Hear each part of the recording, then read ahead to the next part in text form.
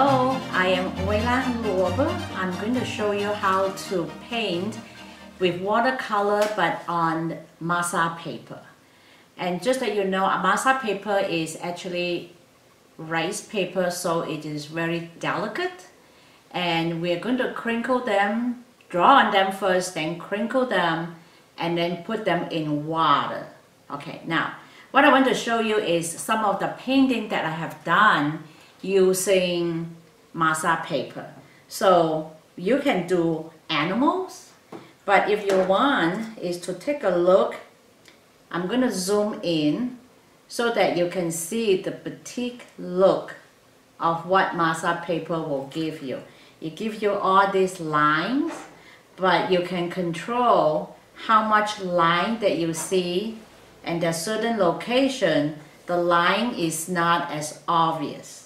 And the nice things about using Masa paper is it is not perfect, so you can't control it too much, where you see all this bleeding out, which is what you like to see about Masa paper. And other than just doing animals, you can also paint flowers. And again, depending how you crinkle the paper, you can have more wrinkles and more crackling or less. Okay, another example of this is a horizontal. So this is another piece I did. It is actually Cosmo, which I grew in my garden. And this also gives it a nice presentation, especially on the center with the Masa paper. This is a still life that I enjoy doing, and the lesson today actually is on some form of still life. And if you look, again, the background is rather soft, and that's what you want to achieve. And then you can look at the subject, and that's where all the details and the crispiness of the painting is going to be painted. And then the next thing is you gotta pay attention when you're using Masa paper. There are two sides. One is shinier, is where the sizing is on that, and that's the side that we want to draw on. Okay, but the back side is a little bit more fuzzy and it doesn't crackle as much. So when you are looking at your paper, you need to pay attention to the shiny side or the fuzzy side. The effect on the fuzzy side, I'm just going to show you as an example. This is a painting on location in France with Colin, and this is actually a bridge at Cahors. And if you look at it carefully, you actually do not see a lot of crinkling, but just maybe a few spots there. Now finally, we are going to take a look at what we're going to do today. This is a still life, and I'm going to have apples and flask and flowers, and so this is where we're going to have our lesson.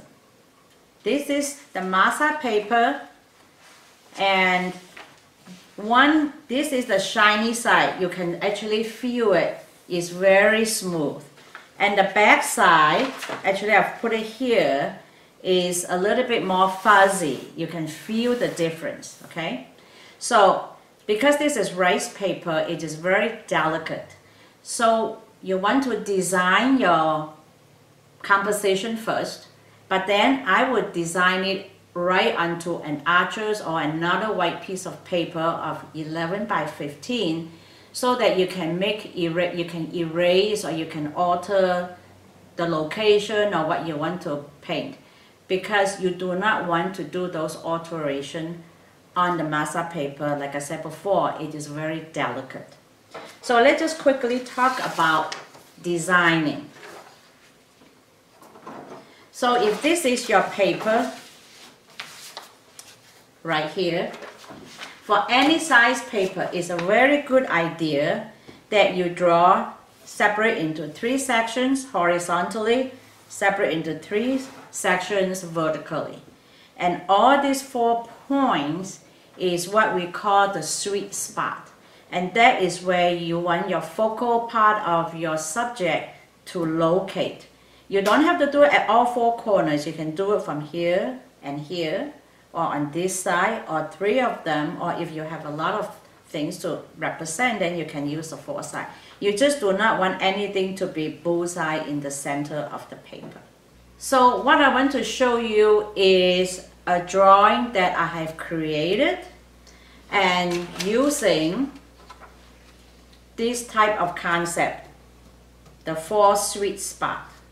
So I have my apple over here as one sweet spot, and then the next sweet spot is right here where my flower is going to be my sweet spot. And then I have a little apple here. So what you want to do is you want to see the flow of your drawing in a zigzag pattern. If you take a look, I can come in here and then come down over here and then come around to my apple again. Okay, so I make this drawing. Then what I want to do is I need to transfer that onto my Masa paper. So when you're drawing on an arches or any other white paper, you can make erasing, alter them until you are happy with your drawing. Then you want to transfer that onto your Masa paper. So this is the drawing that I have made. And now I transfer the image from the arches paper onto this Masa paper. Again, make sure that you are drawing on the smooth side. Now the next thing is you want to have a backing. And this backing needs to be 140-pound paper. So this is a 140-pound paper. It is not, I did not use arches, I just used a little cheaper paper, that's fine. And you make sure that they are the same size, okay? So now I want to show you what you need to do to crinkle a piece of paper. So I have one example right here. So if you look at all the crinkling, you want to avoid, when you crinkle, it has the tendency to form a very long line. And you want to avoid having this long line because every line that you put in is going to show on your Masa paper. So I always ask my student to practice crinkling without having a lot of long, elongated, and also parallel lines. So I have a piece of paper here to demonstrate how I crinkled. So this is the paper that you have here. So when you crumple it, you have to kind of, do you see how when you crumple it naturally go to this form, then you're going to have a line. So what I want to do is, I want to do it so that my line forming is not always in the same direction, creating long lines. So you probably want to practice this before you do it for the first time on your Masa paper that you spend quite a bit of time drawing. So when you get to this point, and then what you want to do is, you do have to squeeze it, but my advice is do not go this way. When you do it this way, you're putting in a lot of extra line. Your painting will tend to be a little bit more busy. So if you want it to be less busy, then you just don't do it back and forth, back and forth. So I just hold this and I just tighten them that way, okay? So now you can open it and take a look at what you have done, all right? And then after you have enough practice, we're gonna do the real thing, the Masa paper with your drawing on it. Okay, now we are ready to set up. You got to have everything ready before you start. So I have the board here. I like to have a piece of plastic to protect the table or your board because you're going to get glue coming out all over, okay? And so that you have a good seal on the edges. So you have this ready. And the next thing you want is you got to have your towel ready. You also need to have your paper towel for cleaning. Your water bucket is already ready here. And your drawing and your backing paper is right within reach. Oops, sorry. So now the first thing I need to do is you got to make sure that this is ready, your brush. You saw the Elmer glue, okay?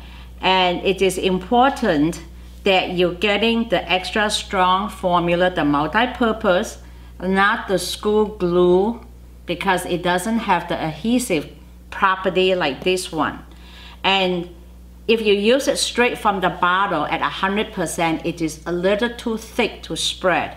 So I like to use between 90 to 95%, so you can do this approximation. So what you want to do is, you just have to take down about 10%. So if it is full is right here, you can just take out about ½ inch of the glue, just pour them out, and then add the same amount of water in there. So that will give you about 90 to 95%. And then what you do is you close it, and you just have to shake it so that they mix really well.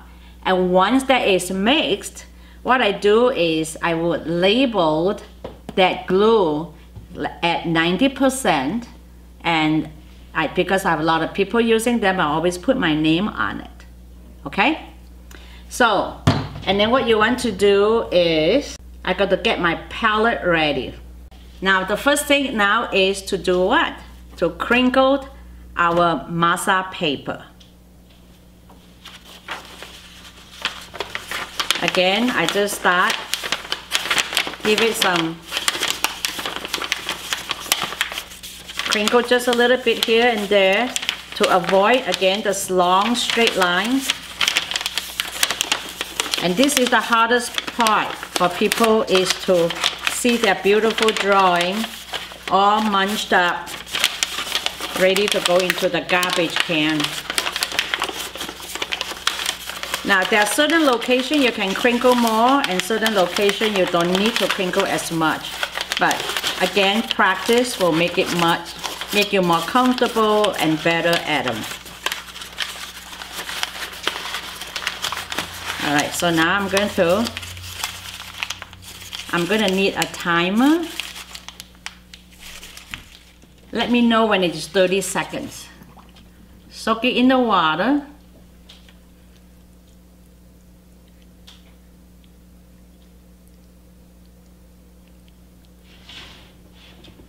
In about 30 seconds, you can open it up a little bit so that it goes into the interior of your paper.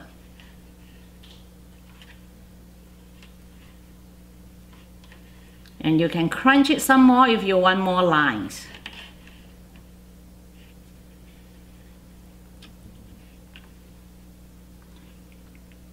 Okay, now you take it out. You can either squeeze it real hard to get all the water, but I like to just take them out and then unfold them first. And if you have excess water, which you do have, that's why you needed to have a clean towel. Just gently take off the excess water. And then after that, you're going to pick this up, put down your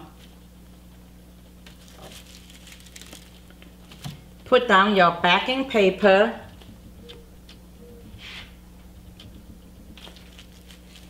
and line them up.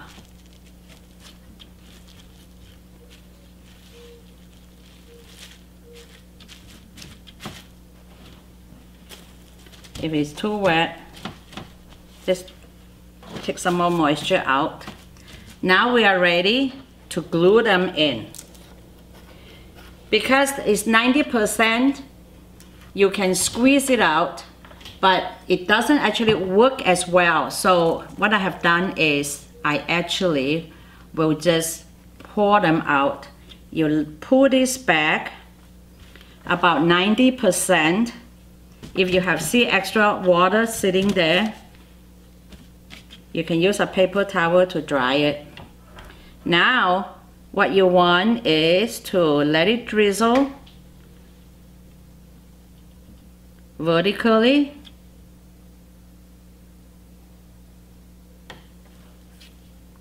And then horizontally. You make sure that you have enough to go to the edge. I will just dampen my brush so that it will spray better. And then now you're going to bring all the way out of the paper. And then you're going to do them horizontally. Now, for any reason that your glue is a little too thick, then all you need to do is just mist it just a couple of times so that it will be looser enough for you to apply.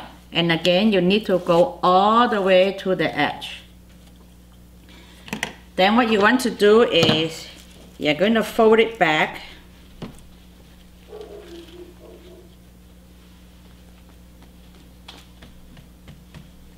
And then you start in the center, roll out about 2 inches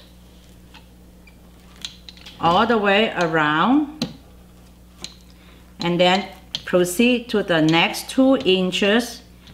Again, always come out from the center. You're gonna get a few wrinkles, that's okay. Now another 2 to 3 inches. And as long as you're doing this way, the glue will not get into your paper until towards the end. So now I'm ready to do the end now. I'm gonna come up, and if I get glue on my brayer, you need to wipe it off, and then do the next one. Continue to keep pushing.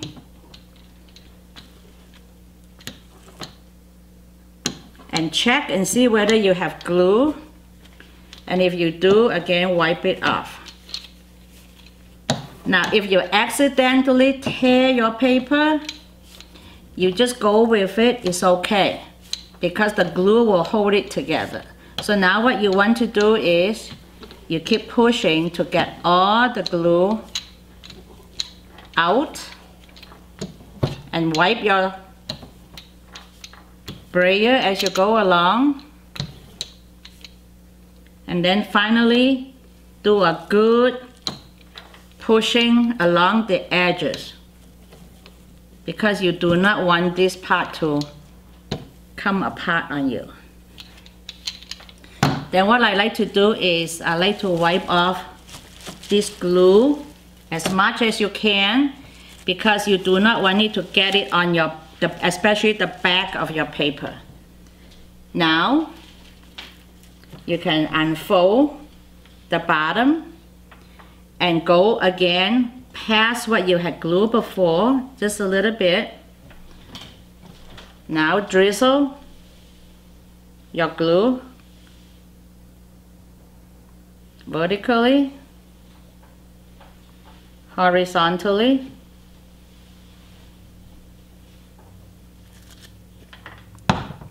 and then fold them. Oops. Then use your brush, do them all in one direction first, and I noticed that it's start to get stiff. Mist it a couple of times.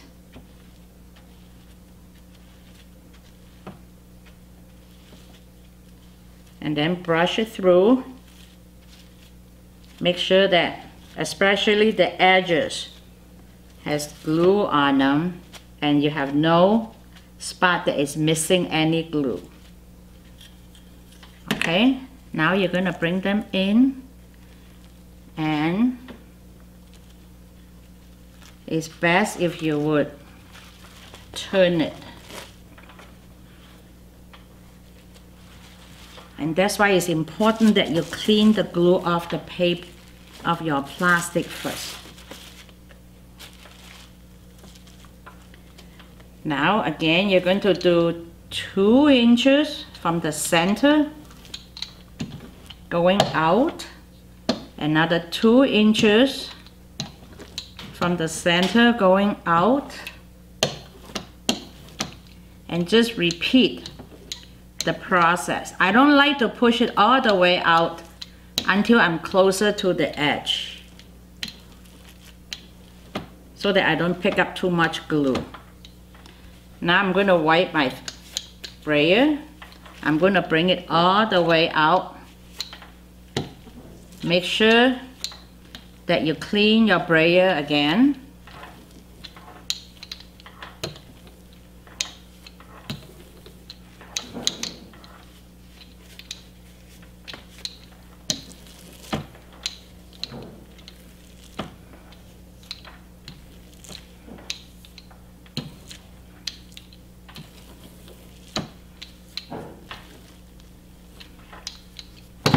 Then I can see that I gotta shift this a little bit to get the top part here.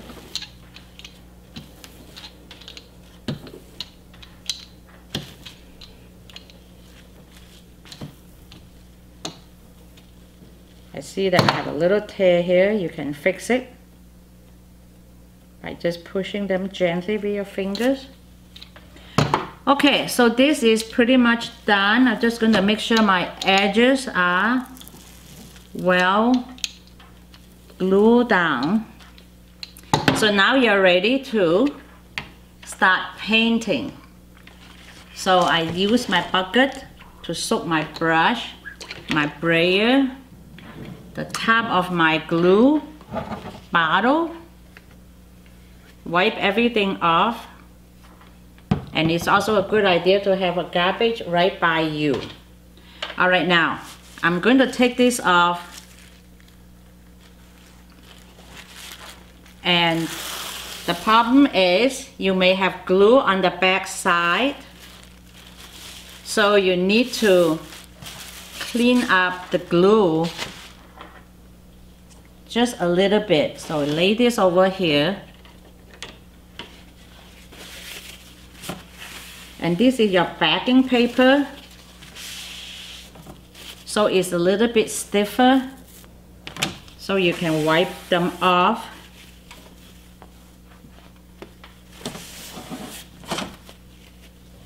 All right, now we are ready to paint. So my focus on this piece actually is my apples. So I'm thinking of what color should I be using, and I have a nice reference for painting apples.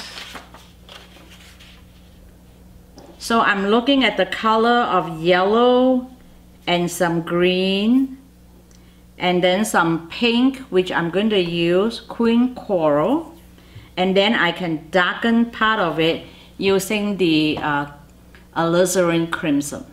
Okay, and I also want to think about is if my apple is going to be my focal area, and those are the color that I'm going to use, so I need to do an underpainting.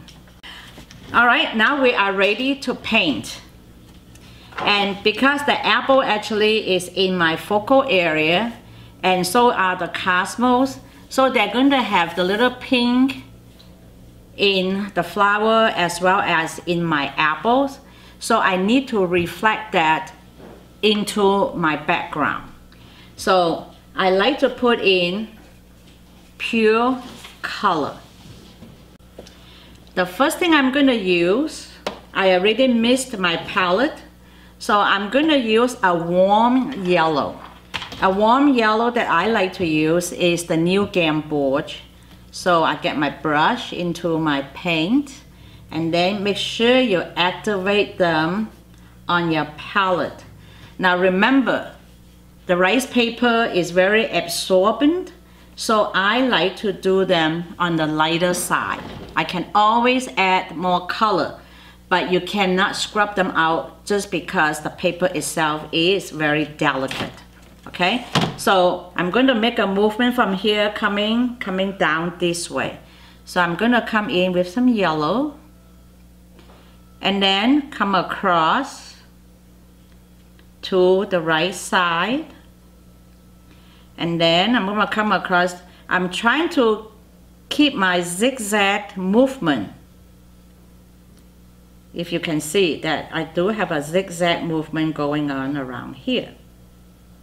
Okay, and now that is my yellow, and now I'm going to come in with my queen coral, and believe it or not, it's already getting a little bit dry, so mist it a little bit so that it flows for you.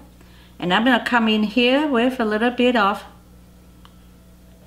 queen coral, a little bit under my yellow that I put in. And I need to again spray it. And then I'm going to wash my brush. I'm going to let them mix a little bit over here and over here. They actually stay put where you put them. So if you want them to flow, you need to encourage them with just some water. Then I may want to get some of this pink up here just to tone the paper. And while the paper is wet,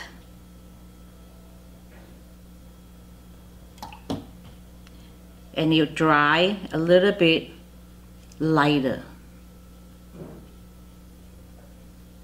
So the next thing you want to do is, now you got your background in, now you can actually start painting your subject itself. So I'm going to use a soft round brush. This is the 1.5 inch flat for a big area. And now I'm going to use a round brush, as large as you can, because we're just putting color in. And what I want to do is, I'm looking at my apple and see where the light hits it. So I'm going to have some yellow here and some yellow here. And then on these particular apples, I may want to have some yellow coming in here. I'm thinking about light against dark. And a little bit over here. All right, and then what I want to do is, I have my apples, and then I need to have maybe a little bit of light on this shoulder of my apple. And then again, I always wet my brush, dry it a little bit on a towel, and then come back and soften these edges. All right, now if you look at cornflower, the center do have a little yellow tone to it, and you want to leave a little bit of white in the center. Okay, so I'm going to come in and I'm just going to put in my yellow around the edges. And what I do is, I'm going to zoom in so that you can see the center better as I put some color in them.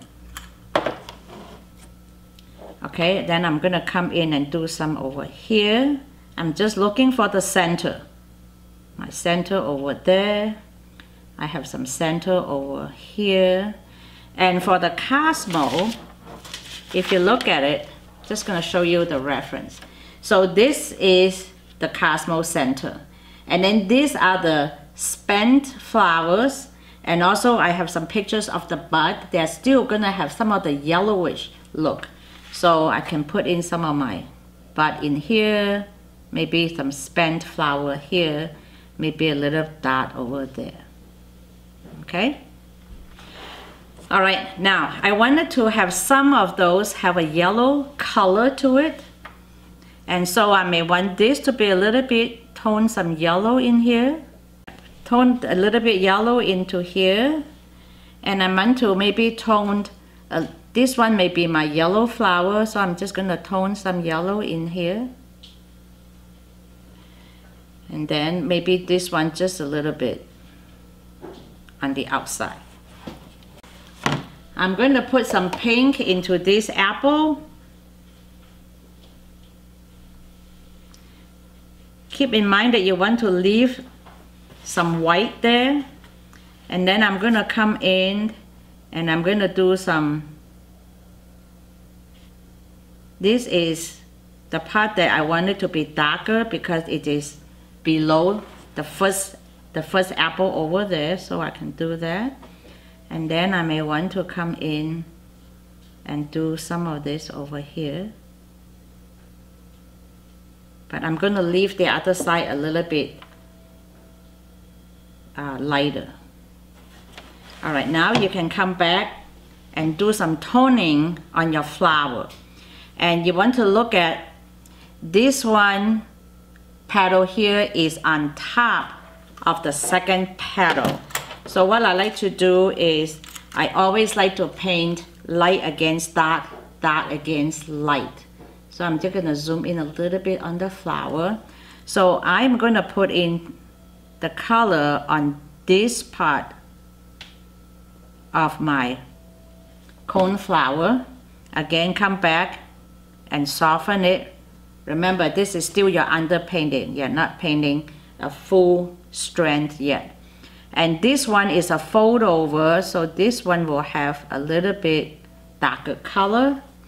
And then right here, this petal is underneath this little guy here.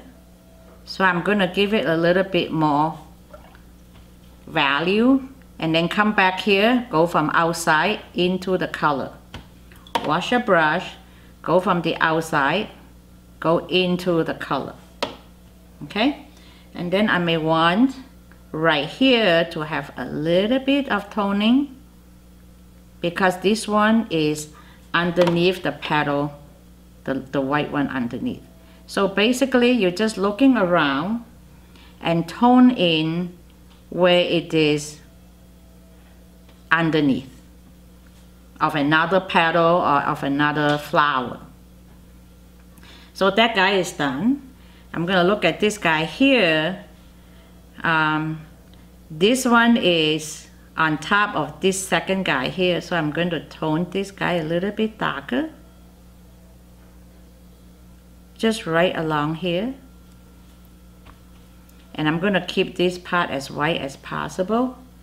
And then this guy is at the bottom, and I want to tone this with a little bit more color underneath here. And now where else can I tone? Right here is another petal that needs some color to expose the one that is on top.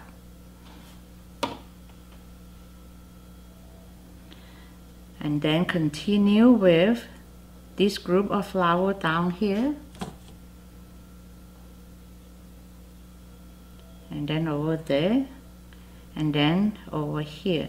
And I basically don't use a lot of colors or a lot of pigment.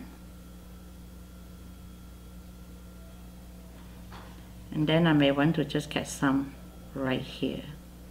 And then maybe repeat some of the pink.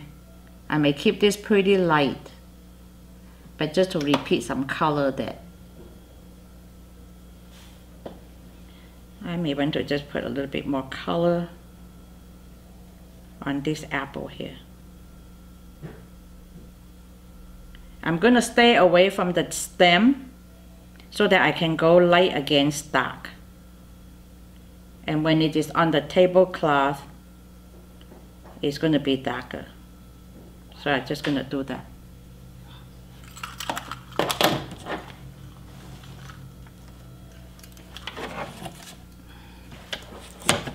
So I want this to be darker because it's next to the tablecloth. So I'm going to just put a little bit more pigment in here. Okay, the next thing I want to do is to get the dark shadows and the dark color of my vessels and also the fold of my tablecloth. And I'm going to keep this shot so that you can see more in details. So I got to think about is how do I make the dark? I have my own way of making the dark. I use 3 colors in 3 different proportions. I like to use 5% of the queen coral. So if you look at my palette, this is my queen coral. This is my, you don't need a lot, it's 5%. Okay. And the next thing I'm going to use is queen burnt orange, and this is going to be about a 35%. And I like to put them at separate locations.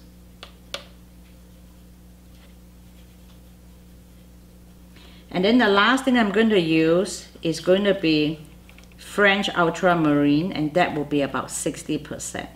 This is much darker because my brush already has the prior 2 colors. I did not wash it. So now you're going to start to see the blue coming through. But now if you take the center and you mix them, it gives you a really beautiful dark. Okay? But we are not going to paint them that dark at this point since this is the underpainting. So what you do is you do a water down of that mix that you have, and you're going to get a gray color. You can, if you want it more red, you can just add more queen coral. If you want it to be a little bit brown, you add a little bit of queen burnt orange, and the blue will just darkens it. So what I want to do now is I have to locate where would I get the dark color. I get them a little bit weak so that I don't want it to be too strong. So I got them in here. And I want to use another brush so that I can soften the edges. So I'm going to come in here with clean water, dry your brush a little bit, and then come in here. So now you're going to get this toning. And then the next thing is anything underneath always give you a dark shadow.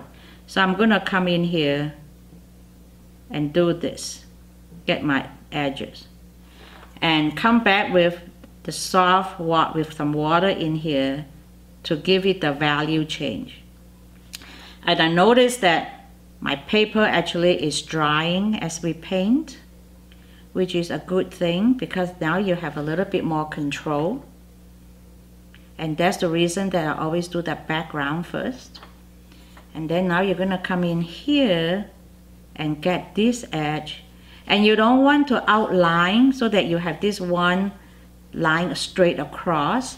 So I always do them so that they're kind of irregular. And this is kind of a very old brownish copper tone. So I will come in and put a little bit of copper toning on it. Okay, wash my brush, come back in, and then I'm going to have a cast shadow of this piece of the lake coming around here. So now I'm going to get some more dark color, and then I may come down here and put some more of the dark color, and then I'm going to soften it. Remember, this is still under painting, so you don't want to get them so dark. You want them to shine. And if your paper started to peel, it's okay. That's part of the deal here. The less peel, of course, is better, but you can help it. We were pretty rough on it when we put the glue on and rolled it out. And then see, this part here usually is going to be darker because it's away from the light. And then I'm just going to get this in the shape. And then come around, get it a little bit darker down here. And then this is the curve. And then again use some water and just tone the paper. And you may want to just put a drop of green burnt orange in there. And then now you're ready to do the top part of your dish. And you're going to have this little handle here. And then you're going to have some dark area. And then come around to the bottom here. This edge is going to be dark. And then on this side is behind the apple, so you're going to get some dark toning. And then this is the edge. And then you may want to have just a little bit on the top edge where the apple's in the edge of this dish. And I like to leave a little bit of white so that you can see the structure of your dish. And then again come back and let it kind of run a little bit. Now as your paper get too dry, you just come in and just gently mist it. Do not point and shoot because then you get too much water. Now I have a silver knife, and if you take a look at it, the size of the brushes you use depending on the area that you are painting. So the background I use a 1.5, and then when I do this bowl and also the apple, they are larger, I use the 14 or size 14 or size 10 round brush. But now that I get to the knife, I need to have a much smaller brush. Actually, I'm using a number 3, okay? So I want to make sure that this is still soft. I'm going to come in here and I'm going to do a little shadow mark on here. And then I'm looking at my reference to pinpoint where I want or where the shadow is and just paint in the shadow. And this is the blade of the knife. And then there's a lot of this intricate design. You don't have to do it exactly. You can just kind of put some suggestion, especially when you are doing just the underpainting. And then you can do some of this little shape. And this also has a little bit of patina of the copper color. So I'm just going to drop some in here. I'm going to drop some in there. And then a little bit there. And then wash your brush. Start pulling them back so that they're softer. And then you have a little bit of shadow in here. So I'm just painting in my shadow. And the shadow itself gives you the pattern.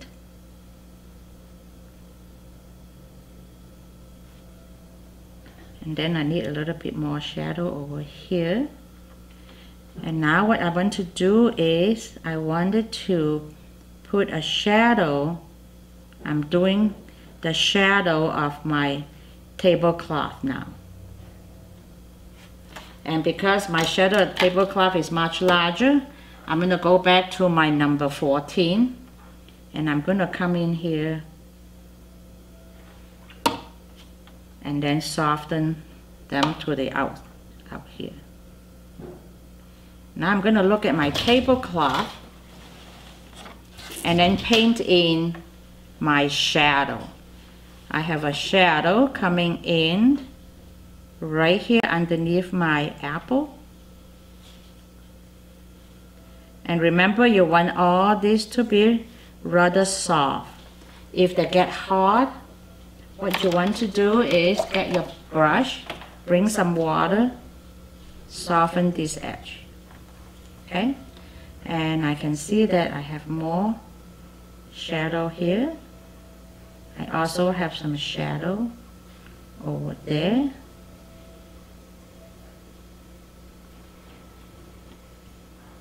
And if you notice, sometimes the color will break.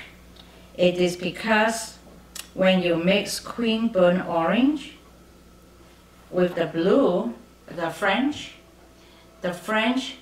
is heavier, so it doesn't move as much as a cream burnt orange. So sometimes you can see the orange seep out.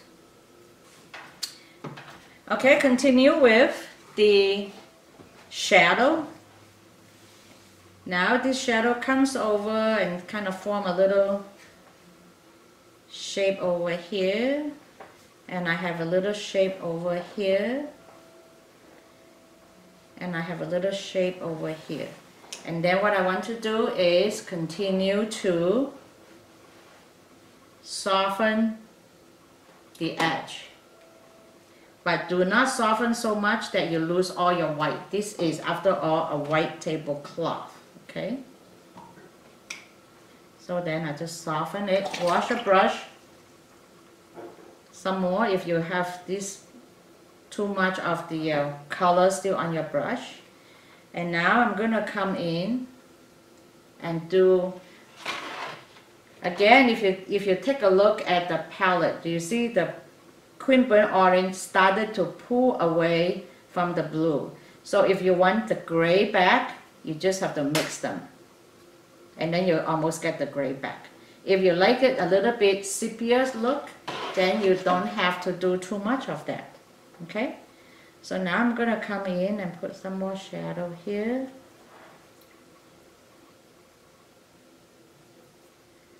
And then I have a pretty deep shadow coming in here. So I'm going to come in and get this. This is the particularly darker shadow. So always soften on the one side, especially the softer side.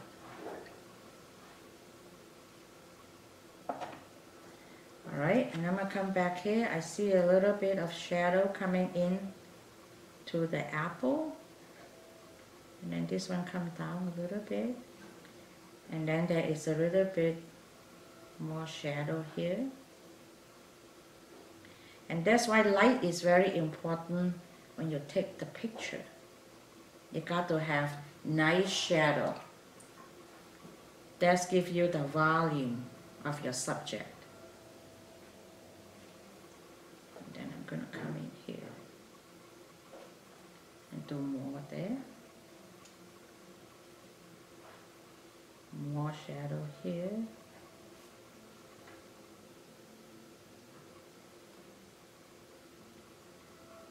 And when things start to look very parallel to each other, you can modify it by changing the shape or things like that. And now I have a big crease coming in here of my shadow. And this one is bleeding into this area.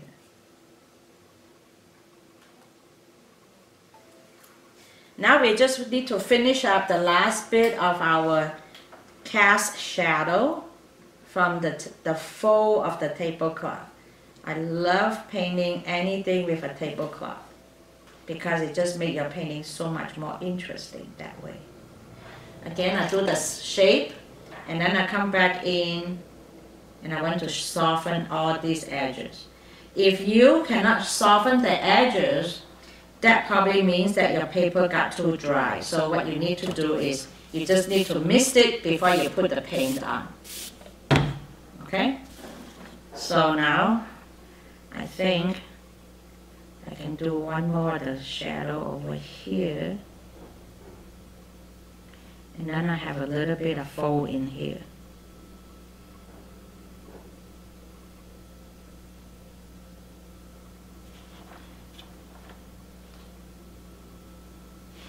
And then we're going to come back and key this up step by step. I just didn't want to overdo it because once you put color on the masa, it's hard to get rid of them.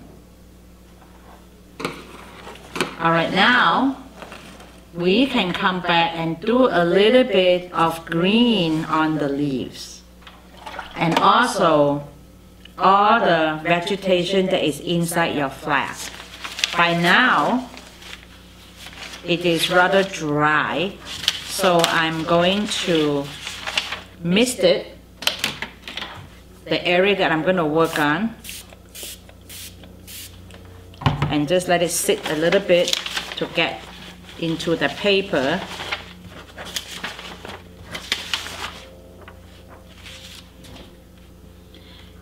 And now I'm going to make a bright green because I like it to be light. For the background, I use the New Gamboge yellow, but for the leaf, I like to use Aurorian just because it has a little green tone to it. So to get a light green, it's a very pale green, you can use Aurorian. You don't want it to be dark, so I like to mix it with a little bit of manganese blue. And what it does is it gives you a really pale orange, a very pale green. And you can actually add that pale green on part of your apple, because sometimes the apple do have a little bit of the pale green. But what I like to do is I just want a touch of the pale green on the yellow part of my apple when I want to get there. So start with the greenery. So I have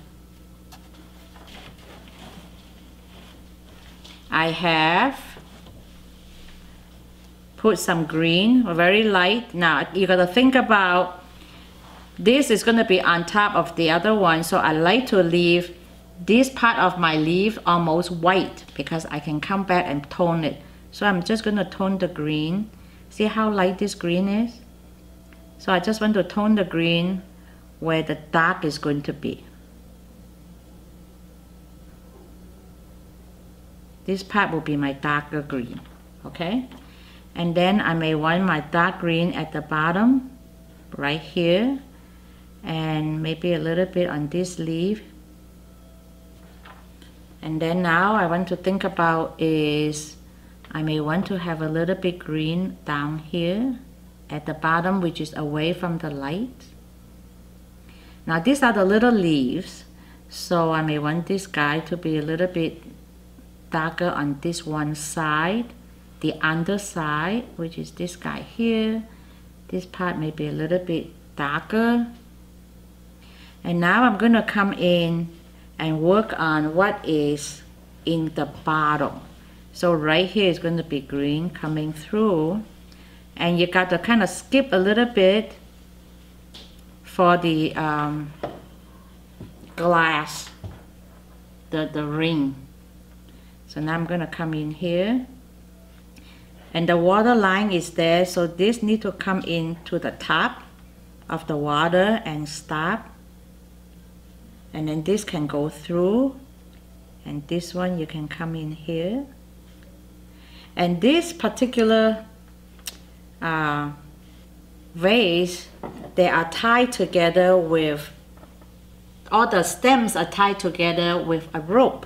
So you can actually paint the rope. If you don't like to paint the rope, you can make it into just stem. So you just want to get the green into the bottle. And then of course I have a leaf here that I need to put in some green. Now I have the leaf down here that I need to bump in some green. And where else? I may want a stem coming down here. So I want this to be green. Maybe a stem coming down here. So right now you just basically lay out what you're going to be in the final thing. So I'm going to zoom out. I just need to do one more little things before I start, is I need to tone that leg of that bowl. So I'm just going to come back here and they are just going to have some edges right there.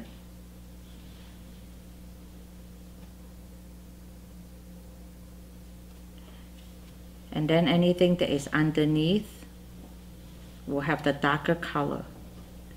And then right here is going to be away from the light, so you just have to get this part darker.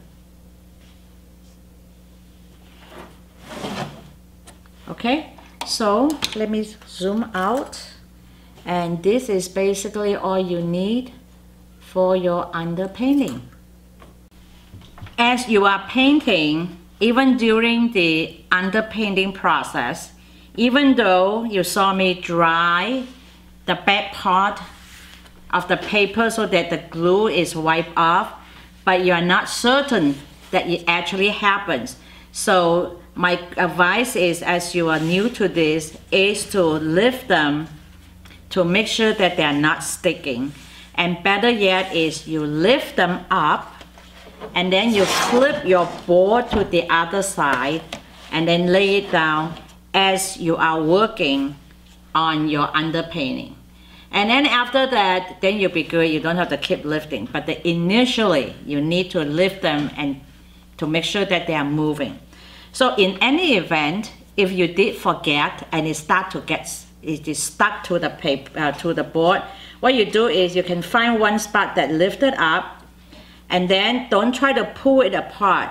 What you want to do is you lift it as much as you could, and the part that gets stuck is you can spray in mist in some water, and it will soften it, and then it will come off nicely for you. Okay, so in case that happened, mist it instead of trying to rip it out. All right, now we're gonna ready to actually put more pigment on your subject. If you let your painting totally dry and you were doing other things and come back, you can actually just mist the area that you want to work on, and then you can start painting. Now, mine is still pretty damp, but I always will mist it so that I don't get a hard line, because anything you put down will likely stay for you. Okay, so I can work on my flower first, a couple of those. So now I'm gonna come back and put more toning into my flower. So I'm going to use again more queen coral. I really try to paint with the least number of color, because then your painting will be fresh and it won't look muddy. Okay, so I'm going to come back here. I'm going to work on this. I know that this part needs to have more pigment because this one is underneath, and you have to put enough pigment on it to pop out the leaf on top of that. So now you do that, then come back, wash your brush. But I like to have the top white because I want to have my background much darker on that side. Now I'm gonna come back and then get darker right in here.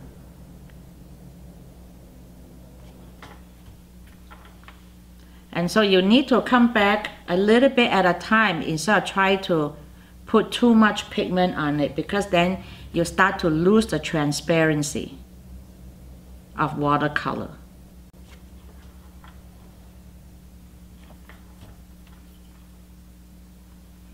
And then I'm gonna come back, and this part here need to be darker because it is the fold.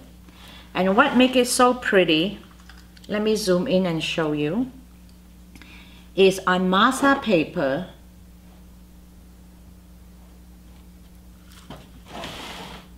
you are going to get this very natural bleeding along the line, along the crinkle that you have made. And that's what makes your painting looser rather than very stiff. Okay? So now I got this done, and then I go to the next spot. So I'm just going to continue to move through my painting using the concept of light against dark.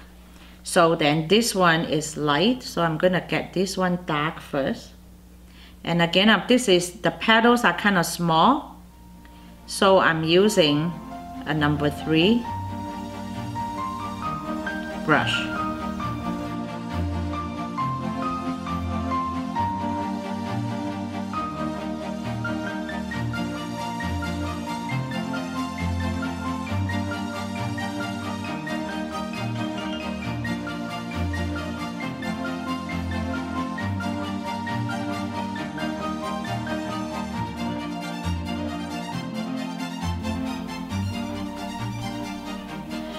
I want to introduce some yellow flower because my apple does have yellow in it. So again, I'm going to come back and use New Gamboge because it is a very warm yellow. So I'm going to come in here and get this yellow, but this is kind of light. I'm going to get it darker using another color, which is Queen Gold on it. So I'm just going to tone the light yellow first. Now I'm going to come in with Queen Gold, and my Queen Gold will be in the area that I'm going to. I gotta get some pure Queen Gold. My Queen Gold was a little dirty here, so that it can pop the underneath the pink flower on top. So I'm gonna give it a little bit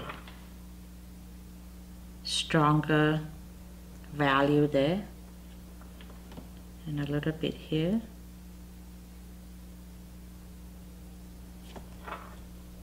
And then I'm gonna let it go out. Now I'm gonna tone that with a little bit of Queen Burnt Orange, because Queen Burnt Orange are in the same family, that kind of warm color, but it has a little stronger value. Now we can start going back and put in the center. The flower, once you put in the center, it really looks much better. So I'm going to zoom out so that I can just do all the center just about the same way. Okay, like we already put in the center with yellow earlier. Mist it again. In winter, you actually have to mist it more often. I'm going to get my yellow, and again, I just want to do the edge. I want to leave my center white, because that's what helps it'll pop. And then again, I'm gonna come all to places just to get my center in. Oops, I need some more here. Now the next thing you want to do is you get a rich color of Queen Burnt Orange, and you want to put in on the outside of the yellow.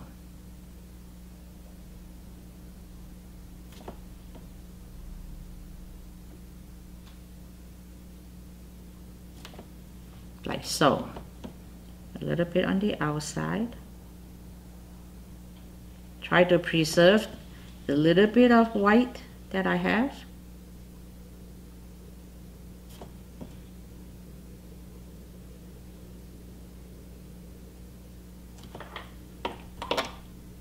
And then now what you want to do is you want to go to your palette that you make the dark before. When you have Queen Burnt Orange and a little bit of the blue, it makes a very dark brown color. The more blue you have, the darker is the brown. And so now I can come in here, just do a few dots on the outside. Over there, and keep it away from the center so that you still have the warm center. Kind of dot it a little bit more here, a little bit less on the edge. Same thing over here.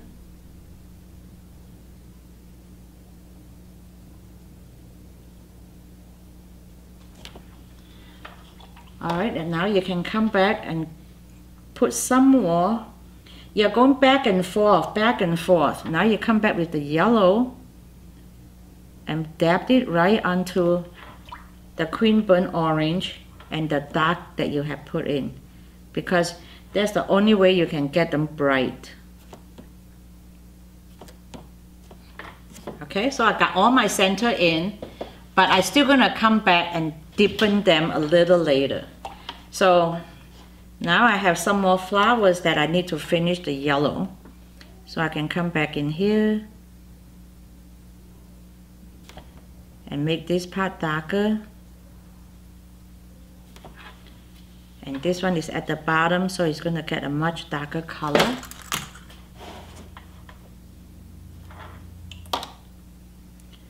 And sometimes I like to do the tip a little bit darker and leave the center a little bit light. And that way it gives you some volume.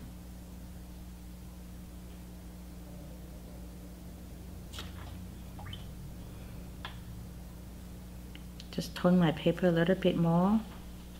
Now what I like to do is I like to actually put a touch of pink in here, so that they will talk to each other, so that we don't have a yellow one and a pink one too much. So all the flowers are talking to each other.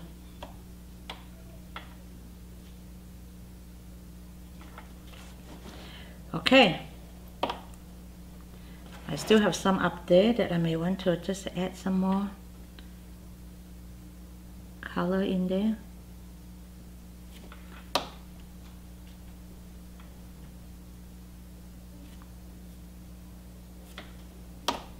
Whoops. All right, now we can move into the apple. So we can actually start painting them. So I'm going to use my number 14, that can be bigger brush because the apple is pretty big. And I'm going to spray this, wet this a little bit more. Now I'm going to come in with my warm color first. I'm just repeating what I had done, but I'm doing it by layers, so then you get the three-dimensional feel. So I'm going to just make this part darker. And then some over here to make it a little bit more orange. And then now I'm going to come in with my pink, which is the queen coral. And I'm going to get this part that is underneath the tablecloth, because of the cast shadow. It's going to be quite a bit darker in color.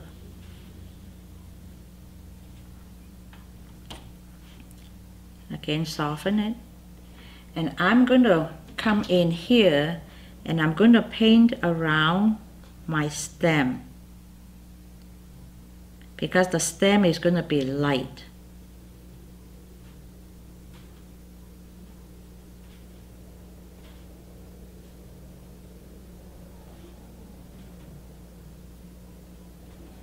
And then I want to maintain that yellow glow over there, so I'm not going to paint over that.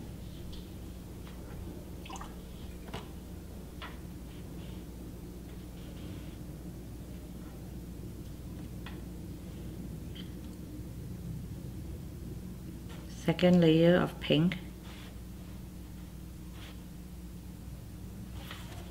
Alright, do the same thing of the next apple. This apple is in the shadow, so this edge is going to be darker. But for that particular apple, I want to paint the stem positively. So in order to paint the stem positively, the color around that apple stem need to be lighter.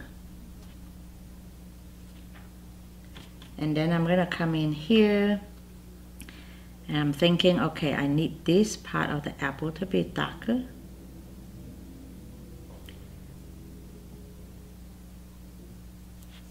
And then I'm going to make the shade over here darker. You notice that I'm leaving this lighter just in case my bowl get too dark, so I like leave this a little bit lighter first. And now I'm ready to do my last apple. And I like this part to be darker. And then I'm going to keep the bottom not so dark because the bowl itself is really dark.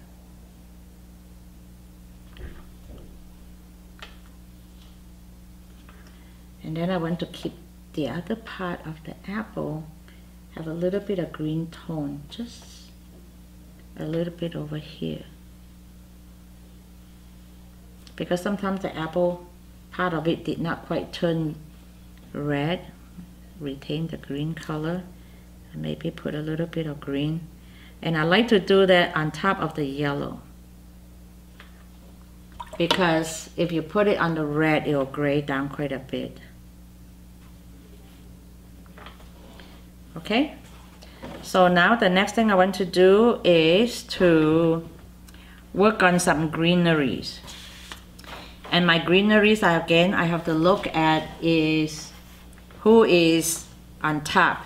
This petal is on top, therefore this part here is going to be in shadow, so it's going to be a little bit darker in value. So I mix my green using a Cerulean. And I like to use Antwerp to make it a darker color. So in order to get a much darker green, you need to use Queen Gold. A spot in my palette. So I need to use Queen Gold. I'm gonna show you when I make the color. So this is Queen Gold. Okay, beautiful. And if I want it to be darker, I need to put in a darker yellow, which is my Queen Burnt Orange. And if you want a dark green, you have to use Antwerp, because manganese blue is not going to give you a strong enough dark. So I'm going to come in here and you can just see what a beautiful dark green you can get. Okay, so I want to make sure that this is not too dry. Wet it, and I'm going to come in here and put in the dark green.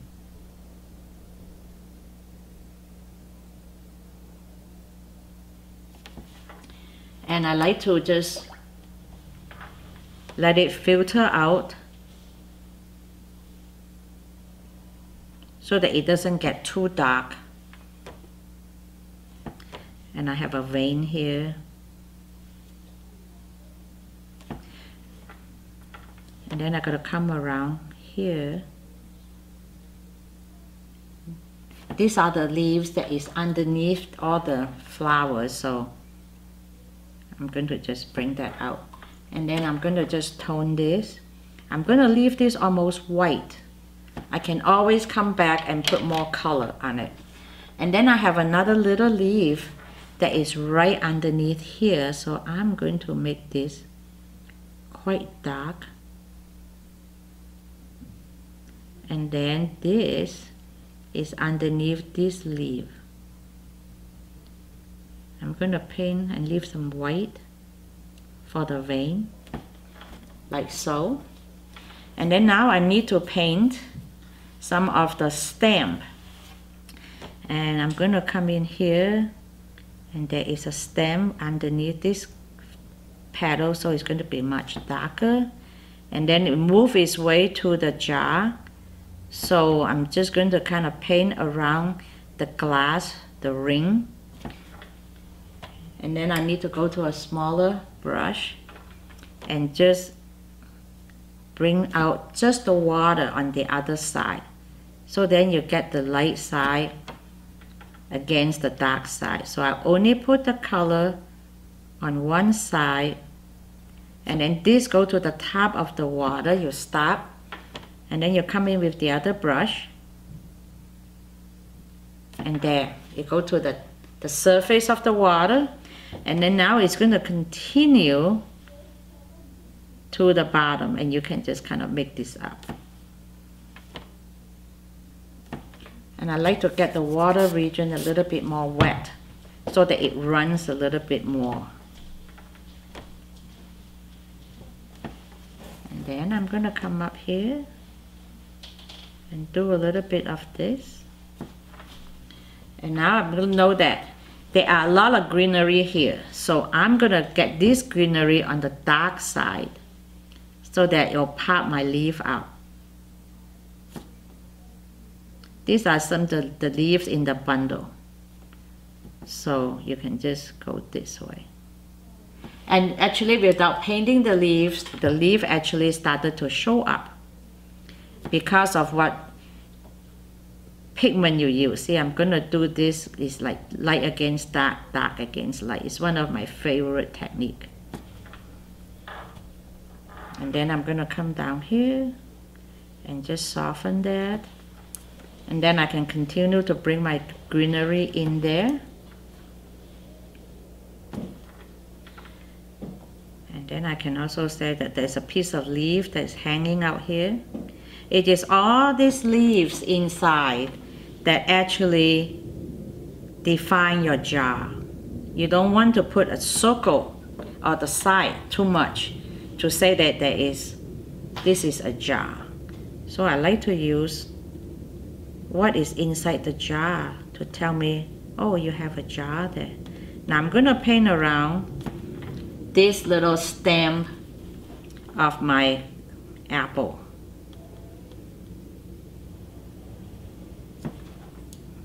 And then I can come in here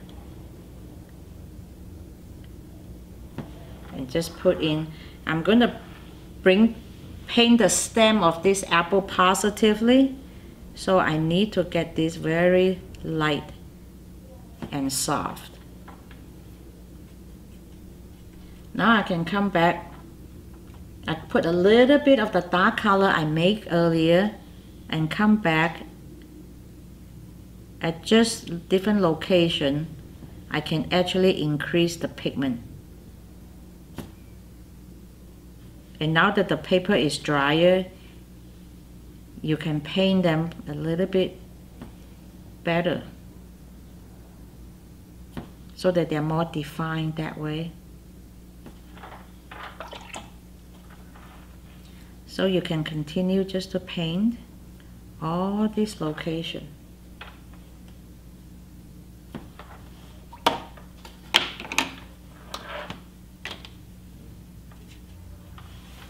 All right, I have a lot of stems and leaves coming through, so I can just paint this. You can change the color by adding a little bit more blue to it so that they don't all look the same. And you can say that you have a leaf here.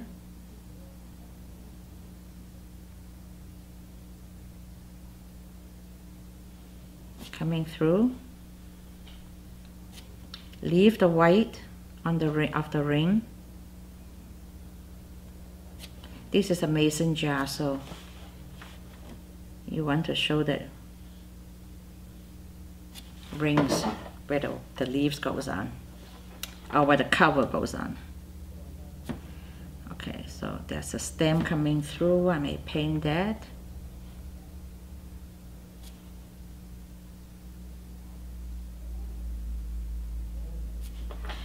All right, now you want to show the water line. And the water line is usually, sometimes there's a ring of dark and light over it. So I can just come in here and just paint in this line, and they actually can get pretty dark, so I'm gonna put a little bit more blue in there. Just come over to get you your water line.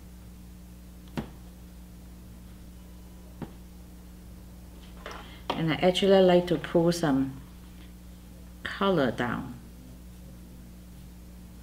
to define it with a little bit of blue.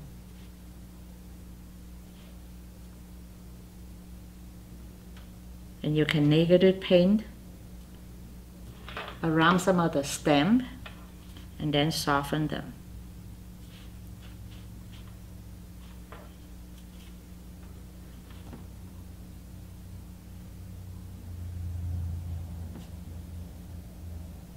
These are all just suggestions of stem because you don't have to paint every single one that you see.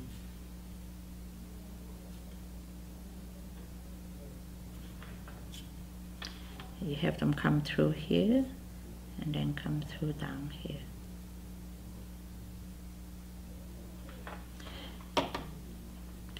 Okay, so now the next thing I want to work on is the apple. It dried out a little bit. Now I want to tone the darkest red on my apple. So this is when I want to put in alizarin crimson, which is the next dark color. It is very staining, so be careful where you put it is going to stay. Okay? So I'm going to put some alizarin crimson, and I like this part to be a little bit darker so that it doesn't bleed as much. Alizarin crimson love to run.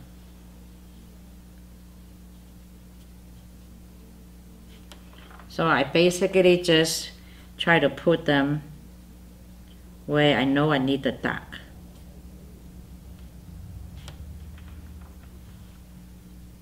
Right here.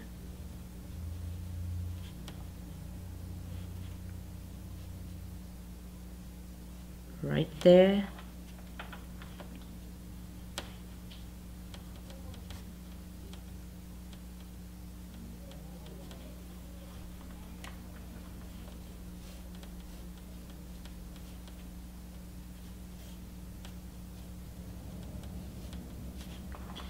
Okay, I'm going to do my next apple.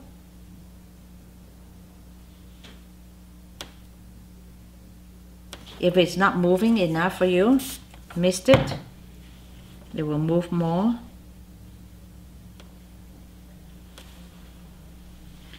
And again, I want my stem to be dark, so I don't want to go too dark towards the stem.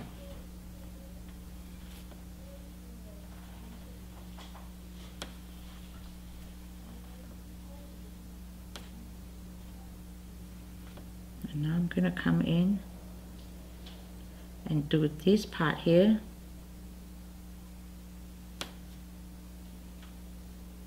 Because this part is underneath that one apple. Okay, now I'm going to come back and I want to do this part of my apple dark.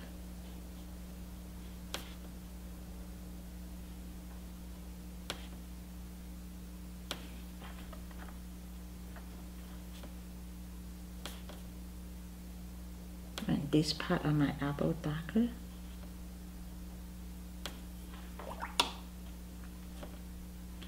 But I'm going to leave that the other side to be lighter.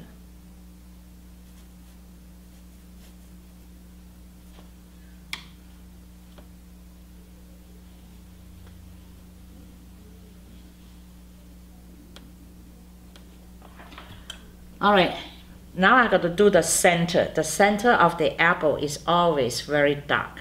So go back to the mix that we had on the palette of the 5% Queen Coral, 35% Queen Burnt Orange, and 60% of the blue. And now you come in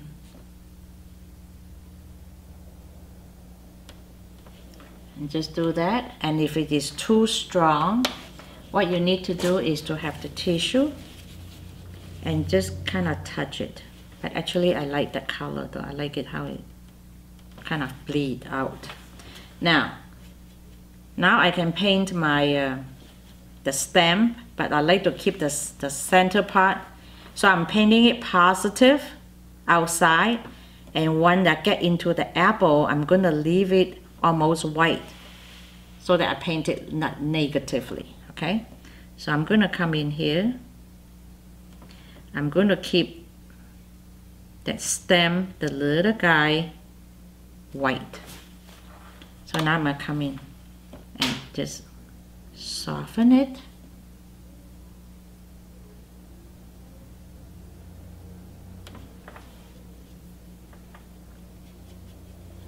I'm gonna come back one more time. I always just paint one side of it and let the other side with water, let it soften. Now I'm gonna put some actually almost black on here.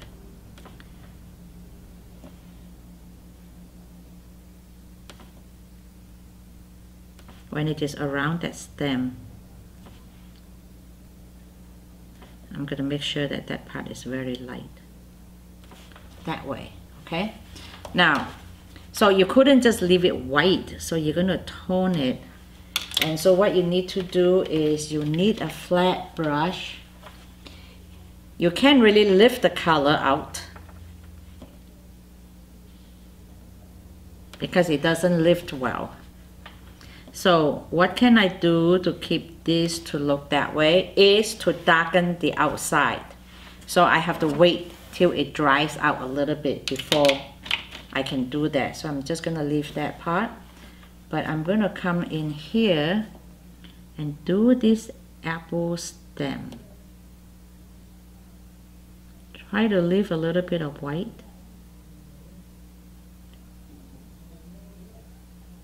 And the center again is much darker, so I'm gonna come in here.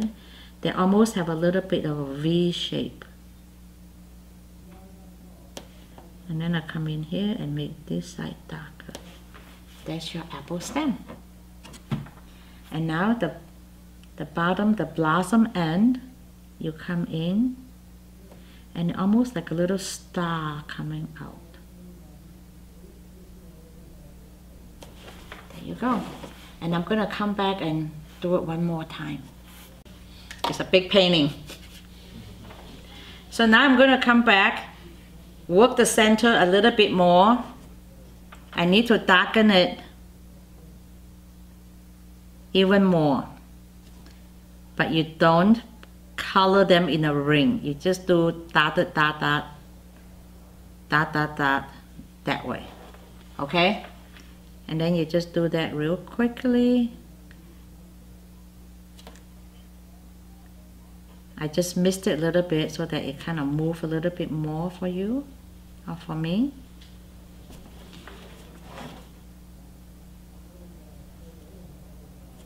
And then you wash this out. Now you're gonna come back with some more pure queen burnt orange. Maintaining the center very light. It's not an easy thing to do. You know what you have to do, but sometimes it doesn't happen.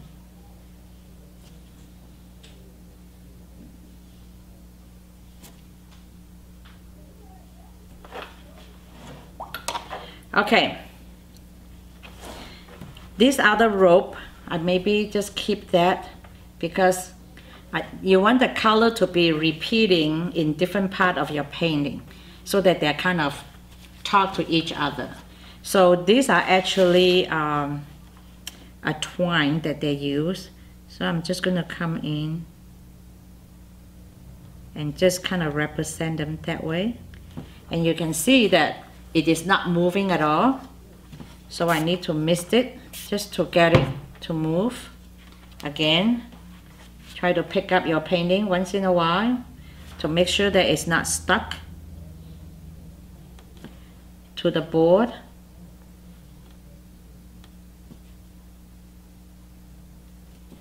And then I just try to do the little rope shape. And then I'm going to use water and just soften those edges. And then I can have another rope here.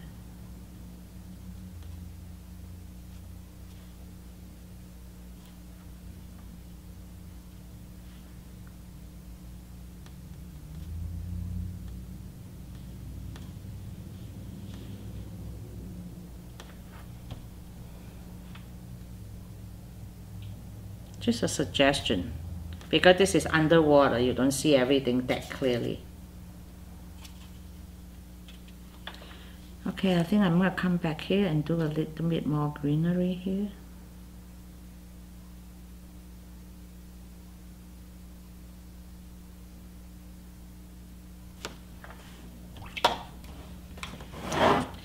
Now I need to go and finish up some of this greenery. So I'd like to have the stem coming out, this guy, and this is a stem.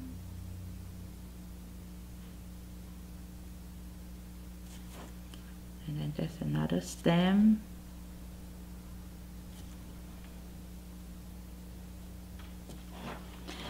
Okay, now what we want to think about is, how do I make my flowers pop? See, right now you can see it, but they're not popping. So what I want to do is, the edges of all these flowers are light. So in order to get them to pop, you got to come in with a dark color. So the dark color is the gray that I have made earlier. But just keep in mind that you cannot go too dark all at once. You want to do them in layers. Okay? So I'm going to show you, maybe starting right here, just right on this edge, because I like to maintain this to be so very light. So just to review, 5% of the red here, 35% of the queen burnt orange there, and then 60% of the blue, French ultramarine blue, and then you just mix enough blue so that it becomes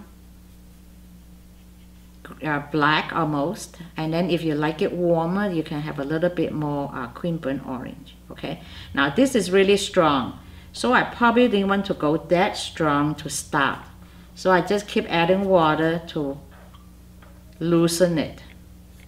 Okay, so now I'm gonna come in here and I'm going to go.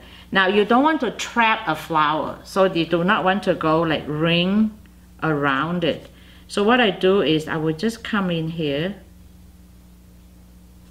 around this part here, and then what you want to do is you want to move this out. So now you got the dark, wash your brush, come from the outside and lose the color. Lose them softly into the background.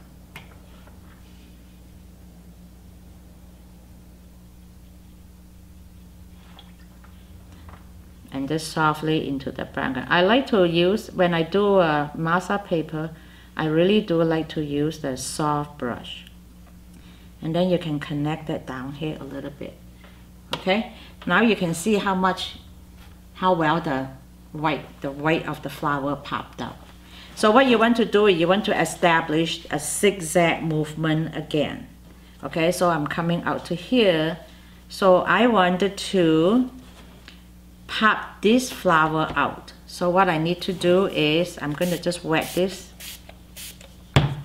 Okay, I'm going to turn my board around. So I purposely leave this light so that I can come in and pop this petal out.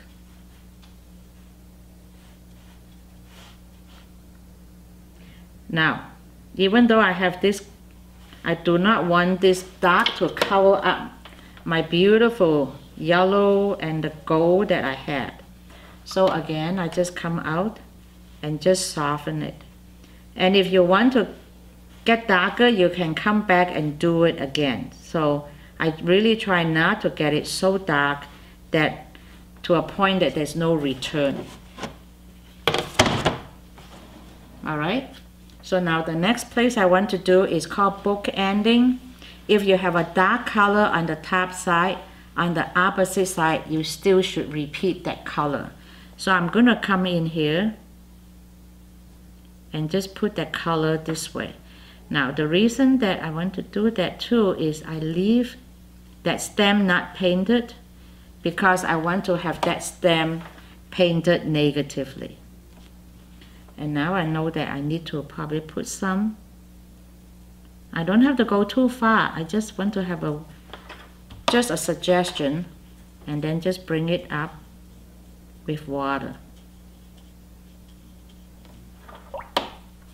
And then I can just continue to bring them up to lose the color without having a line.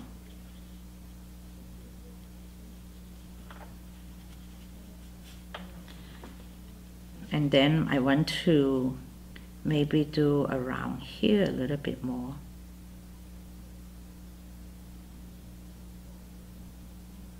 But I really do not want to trap that flower, so I'm just going to stop right here with my brush, soften it.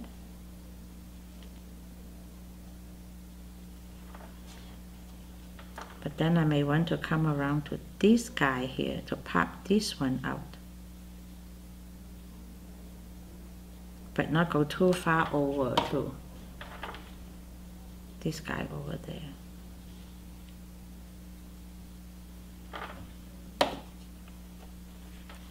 And then since I have something here, so I need to at least do just enough to suggest so that it is like a book ending again. And then you can keep working on them as you develop your painting and see whether you want it to be darker or lighter. Your painting will actually tell you where you need to go. So I want to have this stem sticks out.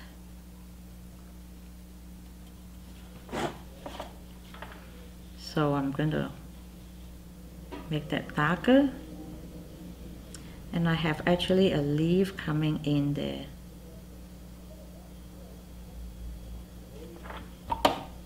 So I'm just going to just do that. And I'm able to just come up here.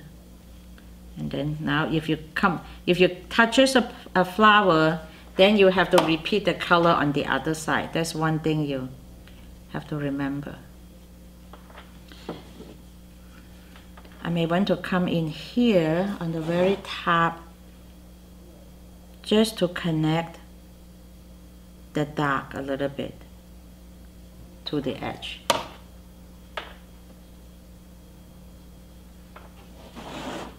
Now I come in my dark, this is my first layer is coming in this way, so it needs to connect to that guy there. So what I may want to do now is to negative paint around my flask. See, when you negative paint around your flask, you actually will connect them. And you don't have to go too far. You just bring some and go this way. But because you put some over there, where else do you need to put some there? This is the flower, so you have it here. So you need to put some into there. So I'm just gonna come in here. I know I have a leaf kind of showing up over there. So I may not want to bring it dark all the way. So I'm just going to softly make that disappear.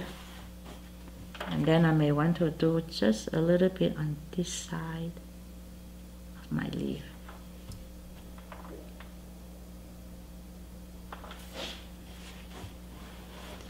Okay, so now I'm coming to here. I probably need to bring something to this side to make the zigzag look. Let me just unzoom so that you see the whole painting. So you can see the dark coming through here, leaving the paper, and then I needed to bring it over there just a little bit. So I think I'm gonna bring it into here.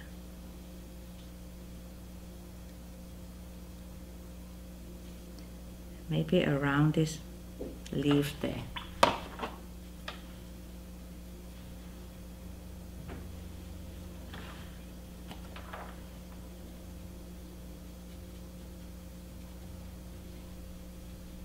And I want to paint that leaf positively, so I'm not going to put too much color further down. If you see any little pieces of paper coming up, don't worry about it. Don't pick it off.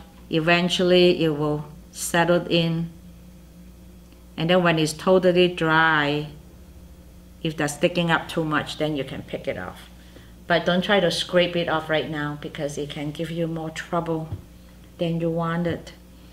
All right, so now what I need to do is to see whether I can find my stem. I'm just going to lift it out as much as I could, but don't be so harsh on them because this is not arches. You will make a hole. Okay, so I'm going to let it totally dry before I work some more on it. So now I'm going to come back here and I want to pop out my flower some more because it's still not showing very well. Okay, so what do we do when we want to pop them out is to make them deeper in color. And I'm going to come in with alizarin, because it is the darker of all the red. All right, so I'm gonna come in with alizarin, but don't cover all the pink that you put in. You just want an edge, and then soften them going out. A little bit more alizarin down here.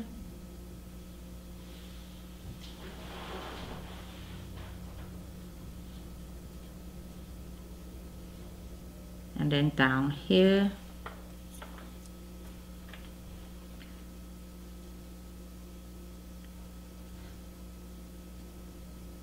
And maybe a little bit more here.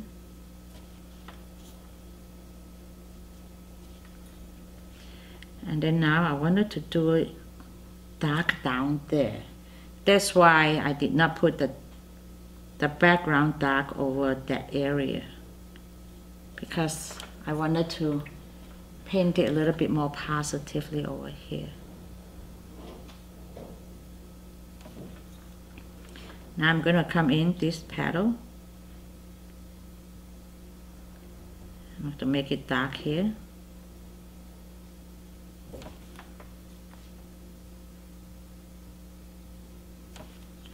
And then I need to make this guy dark.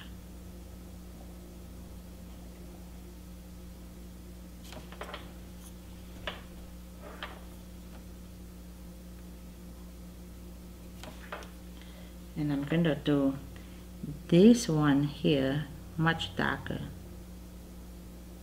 so that it pops out the petal in front of it.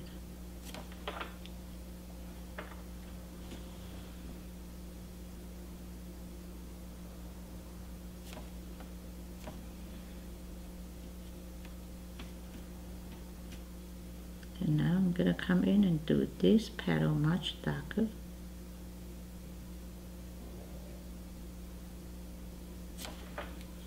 And then get water.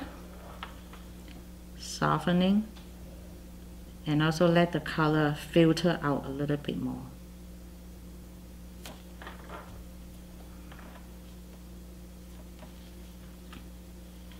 And come in here.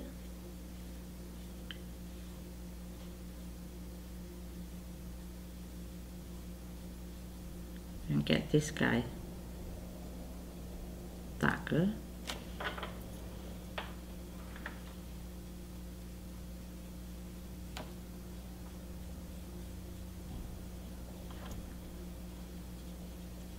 And just tone this white.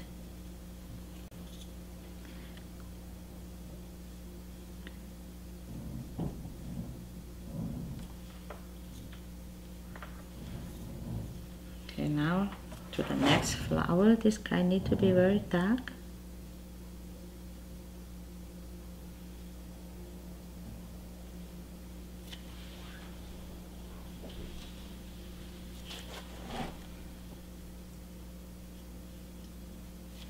I'm going to zoom in so that you can see the painting of the flower.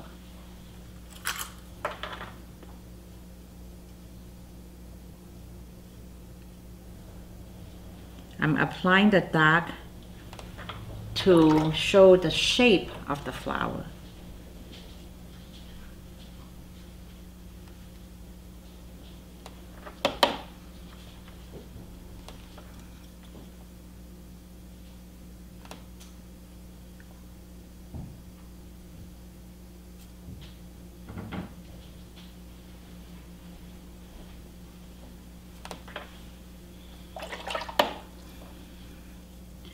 Okay, now for the bottom one, I need to key in a little bit more.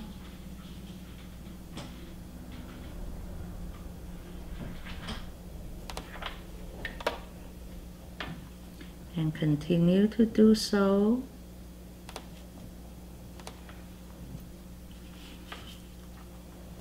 Including the one up here.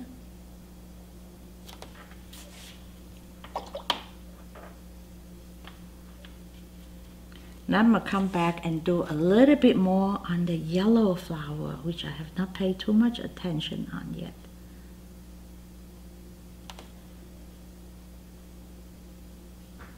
I'm going to get this part at the bottom of the flower darker, so then the top is going to be lighter just with water.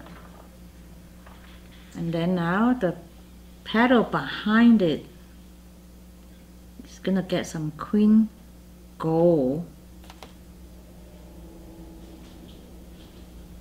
so then it get toned much darker, and then follow with a little bit of queen burnt orange,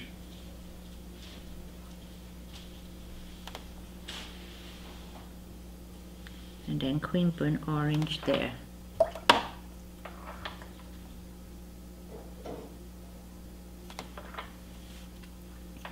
Okay, now we can also put those little buds just to indicate some color for them, some gold, and queen burnt orange. These are the buds that's going to bloom soon.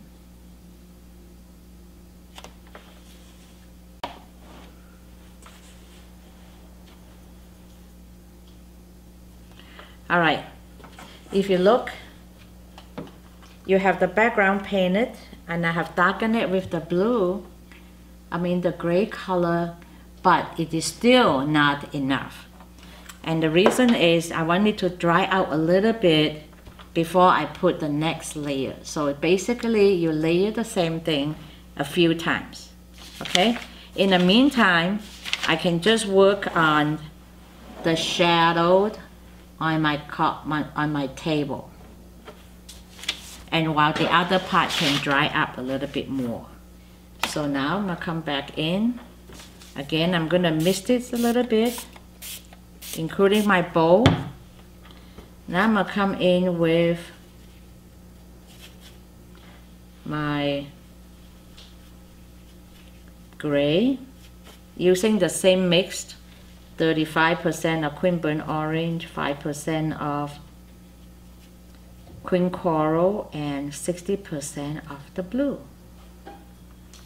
Alright, I'm only going to put the color on the darkest part.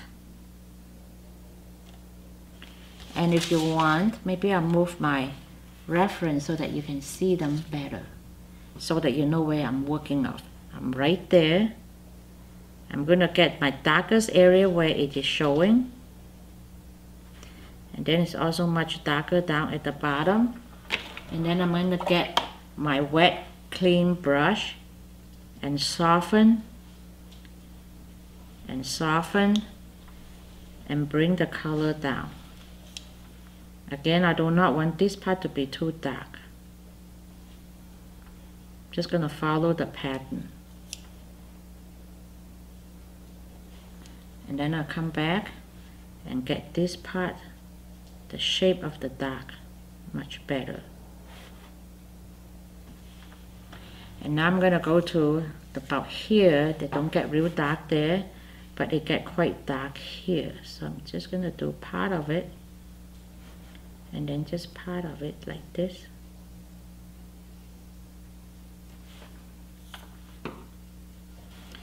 And then I'm just going to expand this fold with just very little color. These are the softer shadows.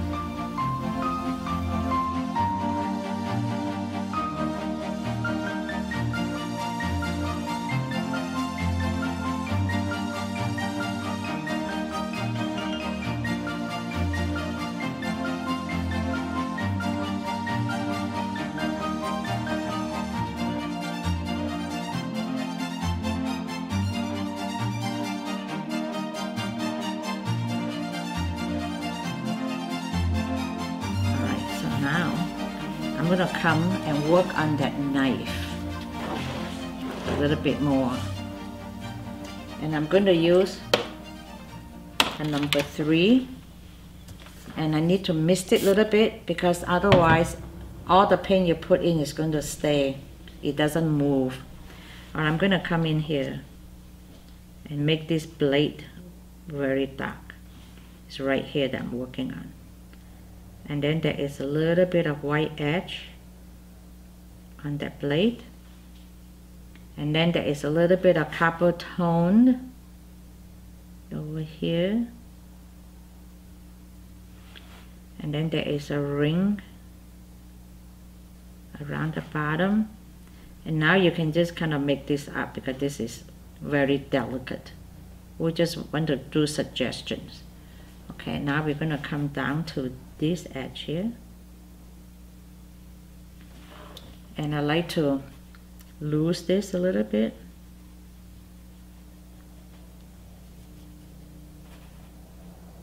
Come back here.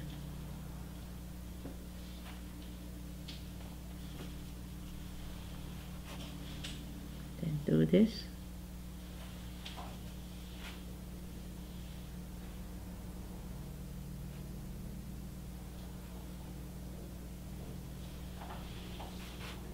And this is the knife. Try to catch the shape of the design.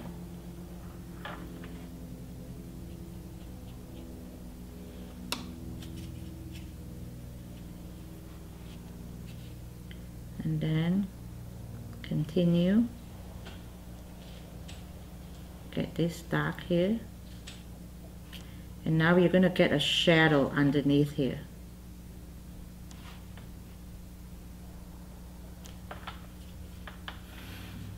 And down here too. The shape of the knife.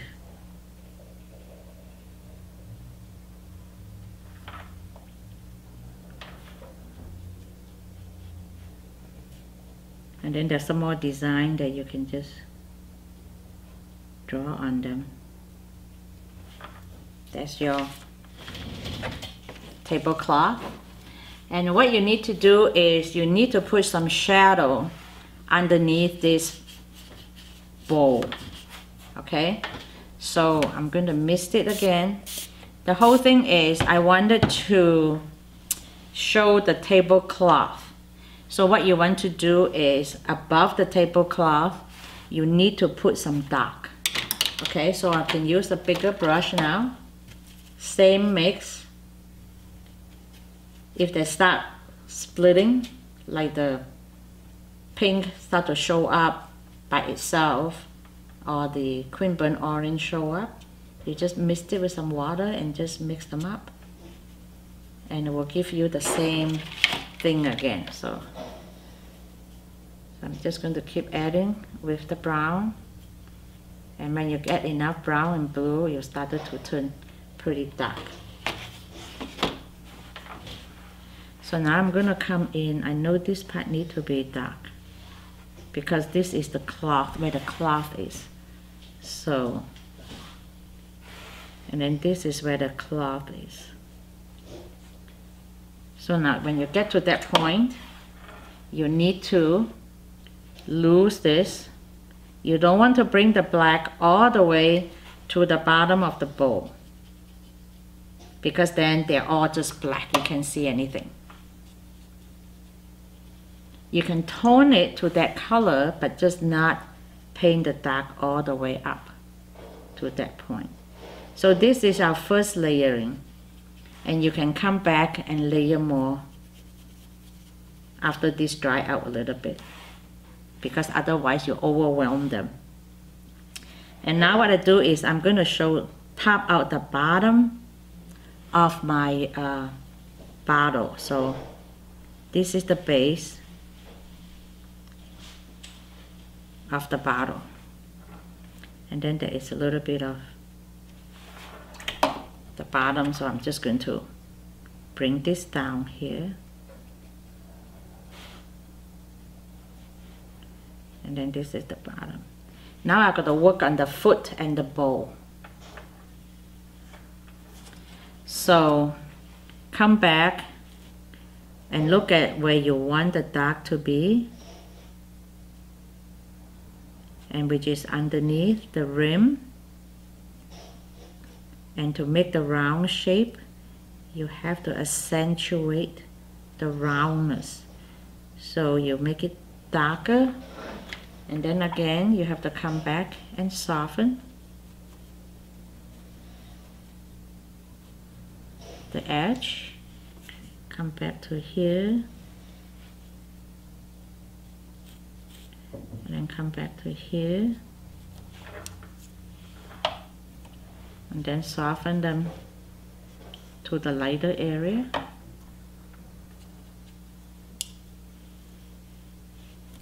And then over here you need to get them kind of dark.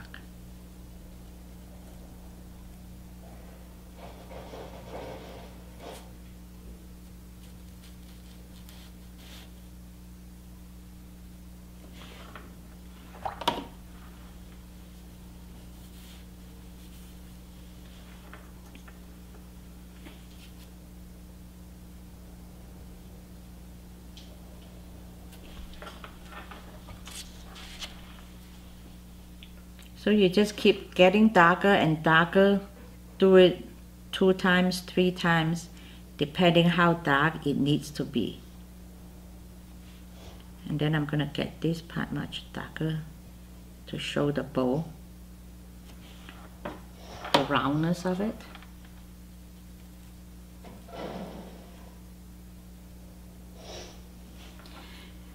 Okay, so now what I wanted to do is to show you that even though we come back and put the background of dark around the pink flower, but the value is not there yet. So you need to do the background again to make it darker. So you can see how this kind of wash out look. I'm going to do a little bit more on that side so that you can see why you need to keep going darker and darker. All right, now, so I'm going to turn this upside down just to make it easier. I'm going to come in and I'm going to study and see where do I need my dark. I want this to really pop. So it's a little bit too dry, so I need to mist it a little bit more. But Again, I do not want to get it way too much of it. So now I'm gonna come back and soften it out.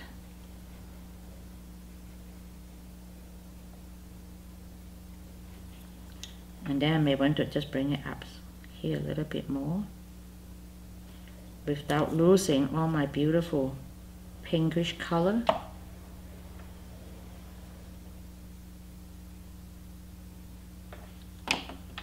Okay. So as you can see, your flowers started to show up better when you get them darker. So you need to come back and get this part darker, especially along the white edges. And then again soften, because my bread is pretty dark, so I don't want to bring it all the way to that area, because then you'll be competing. And I just want the dark to be on here and lose it. And I want my dark to be here.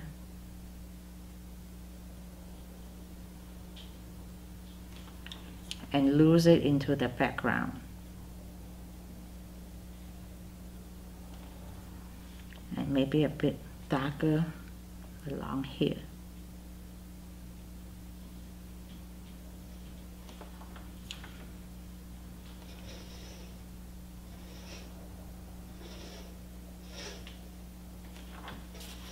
So now you can see that we are developing the dark. Come down to here. I need to get this part darker. Right down here. Again, after I get to here, I may just make it disappear this way.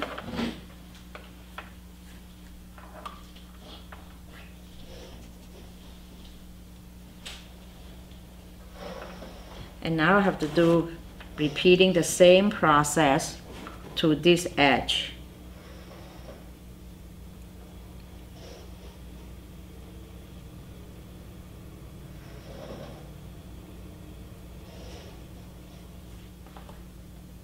And I want to bring some of this further out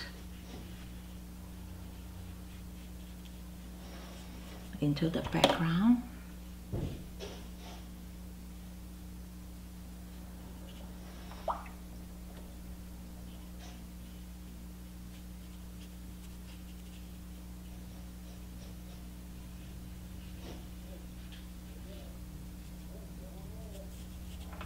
All right. Now we can finish up with the leaves, because we did part of the leaves, but we didn't put a lot of time in it. So I'm going to just wet this part and just do a little bit more green in there. Going to be Antwerp, Queen Burnt Orange, because Queen Burnt Orange will darken the leaf.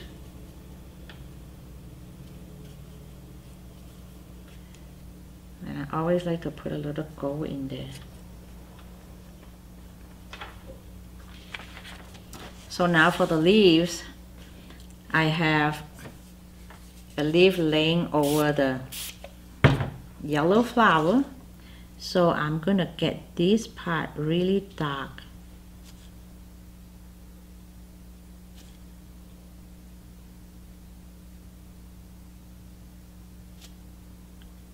And then paint the vein. I'll paint around the vein, which is what I'm doing.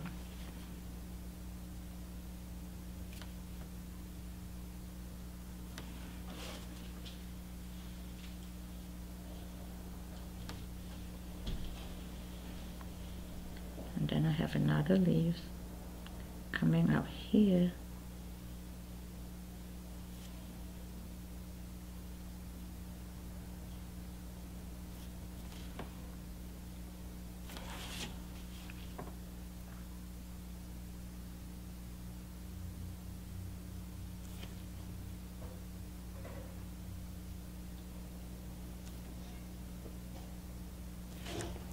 And then one last one here. These are all positively painted. If I'm gonna let the background be light. And then I can also come in and do a little bit of greenery onto my bud.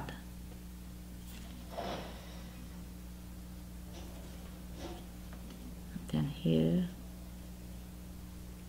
here, there. Okay, now I want to soften some of the area, and you can just use your tissue. It picks them up pretty well. And then now I want to add some yellow into my leaf.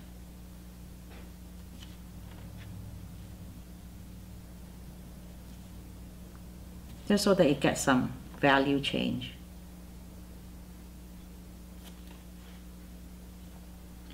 I like to put the yellow more at the bottom. It's strictly for value changes. And then I'm going to come in with a little bit darker color on the tip so that you can see them better.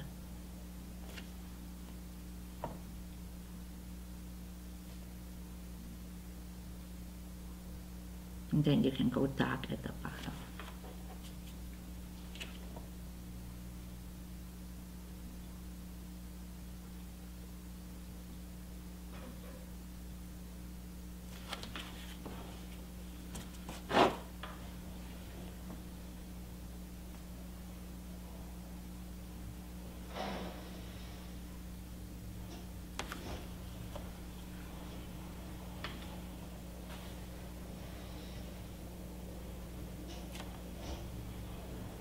Some more here.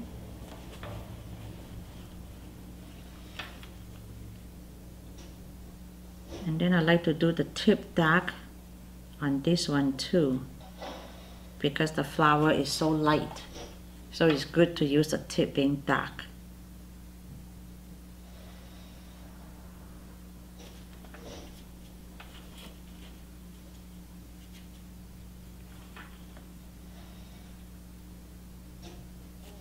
Then do the stem.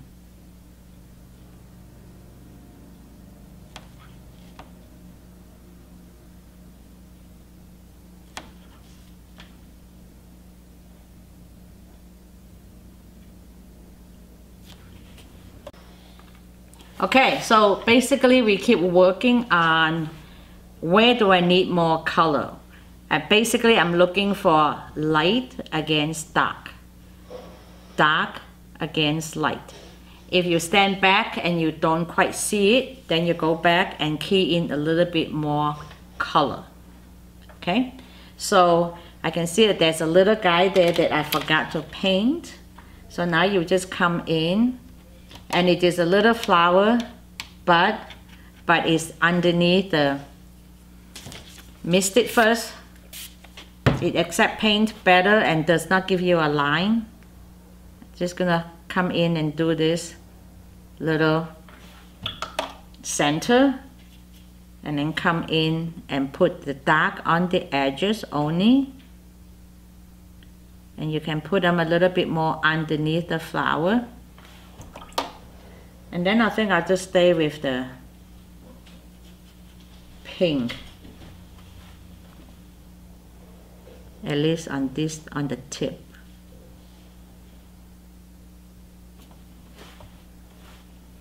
And then just wash it in, because this is again another suggestion flower.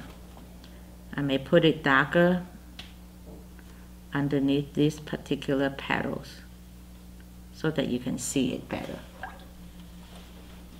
And then you can just soften it.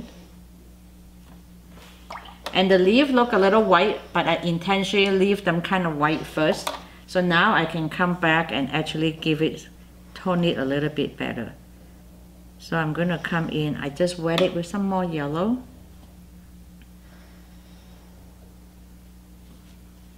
And then now I can come in and just put a little bit of color in it.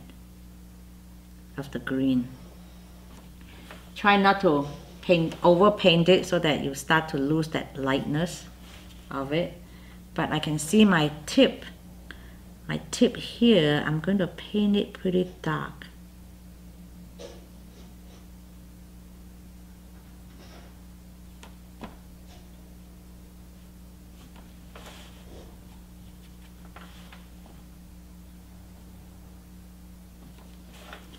Okay, then I'm going to work on my jar a little better. So there is where the neck of the jar started to open up to be wider. You kind of want to indicate that part. So I usually come around and just give this the shoulder. And because I have the outside, the background kind of dark, so I don't want to bring it all the way to the edge. So I leave a little bit of light over there. And then I want to come back and just accentuate that ring by putting it darker so that you're going to see a white in between them.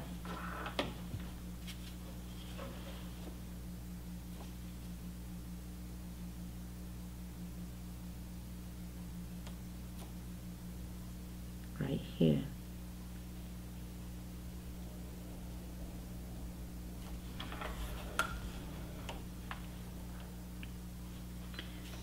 And you also wanted to get this a little bit darker. I'm going to need a bigger brush to do the inside of the flask.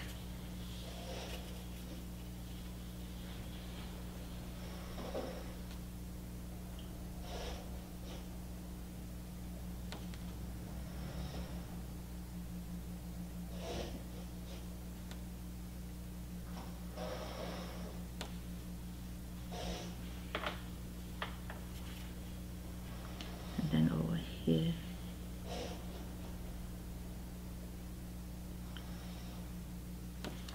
Just looking at the shape.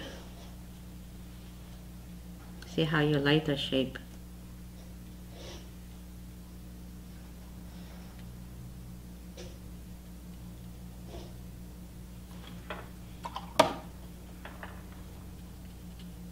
And then I'm just gonna gray it down a little bit.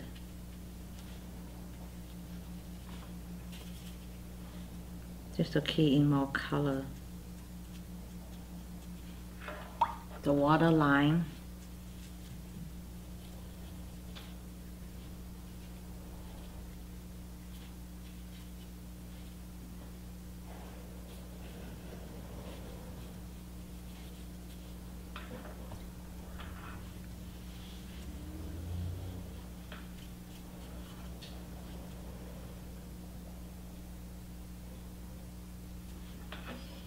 Okay, now I'm gonna come back and define my jar a little better, or my bowl a little better, because that part, the handle is not defined very well yet. So I'm gonna come in here .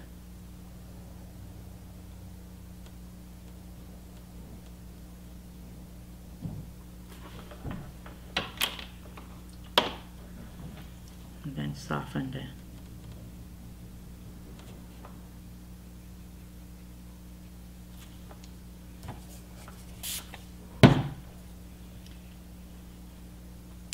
And then I want to come in and get this part of the bowl better, the shadow better.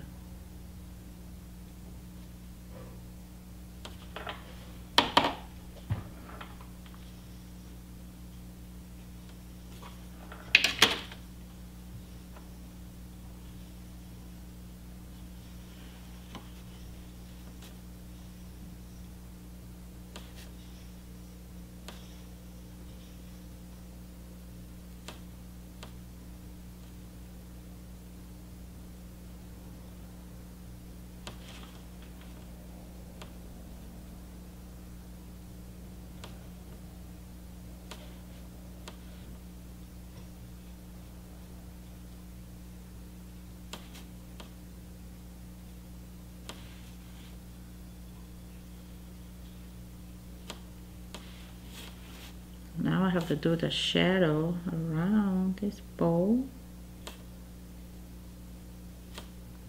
around the foot of the bowl.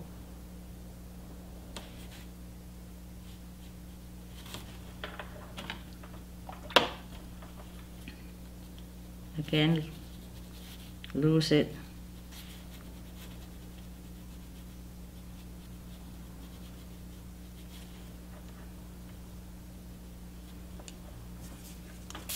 If it's not moving, missed it.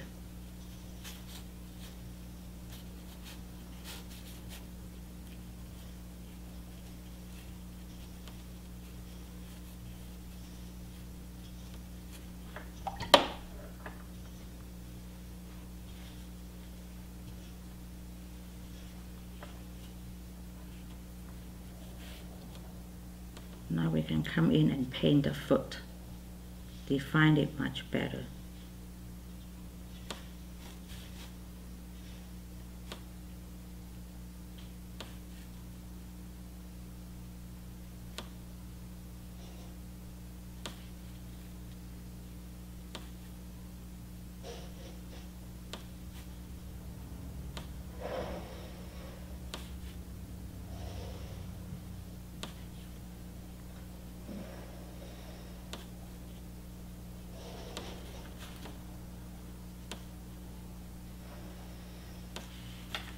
Again, this band is away from the light, so you want to make them darker. And then now you just have to soften all this.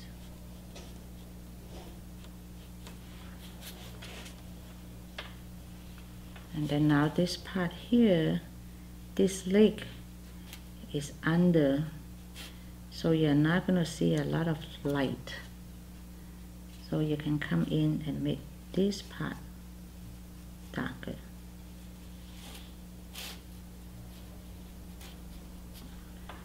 And then the part that is exposed to the light, you can leave them much lighter.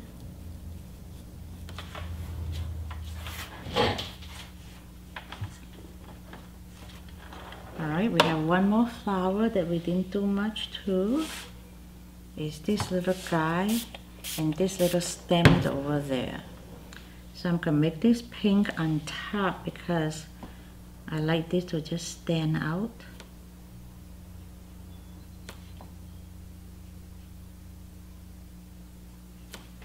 And then the rest, we're just going to keep them pretty light. Just a suggestion that there is a little guy over there. And then for this one here, we can actually put some dark around it so that that will pop it, because we spend a lot of time saving that light.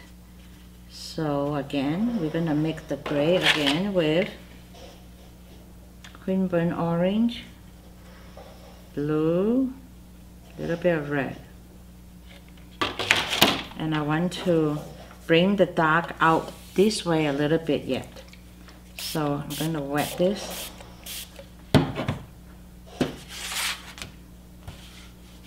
And I'm going to zoom in so that you can see better.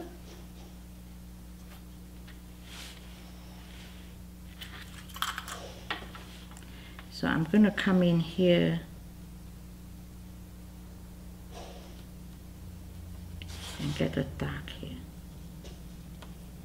Wash my brush, come in.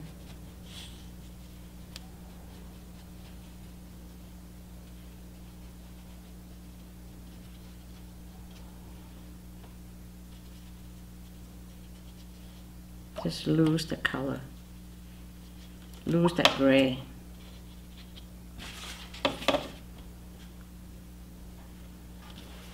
And because I put the dark on that side, I need to put some dark on this side, maybe just a little at the corner. But I didn't want to trap it. I don't want to make a circle around it, that's what I mean. Not trapping it. And then I'm going to let that dry a little bit. But then on this side, I can paint. I leave that part light, So now I come in and I can put some darker color on that side.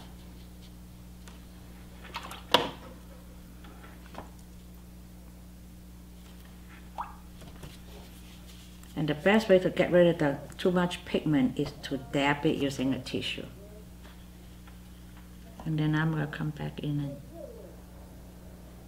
just do the dark red on here, and in the center of this guy, in the center, and maybe on the center.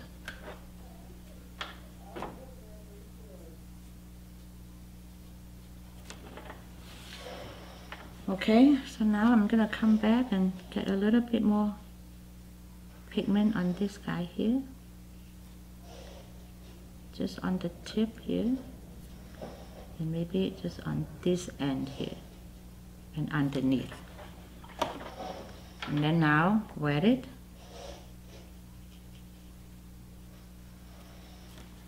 And since I have yellow and red flower, so what I'm going to do now is I'm going to put some red in my yellow so that they are friendly to each other.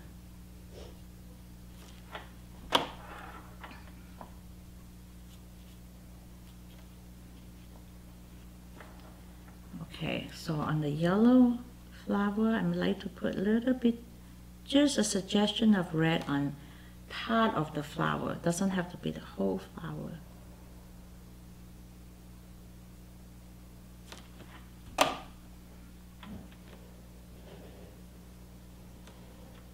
And also I have another red flower there, so I'm just going to get the red in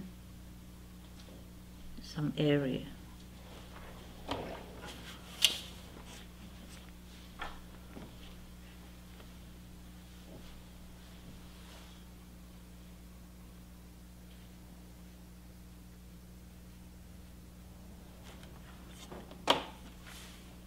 And then now what I want to do is on certain secondary flower, not the primary flower, I'm going to put some yellow on my pink flower. So I may just put a little bit yellow in here, a little bit yellow in here.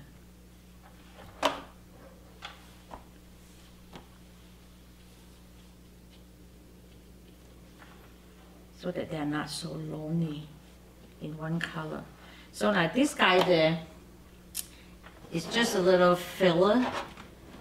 A filler means that you just have all the big flowers and you put some little guy in there. So the little guy, I'm going to use the two colors that we have been using.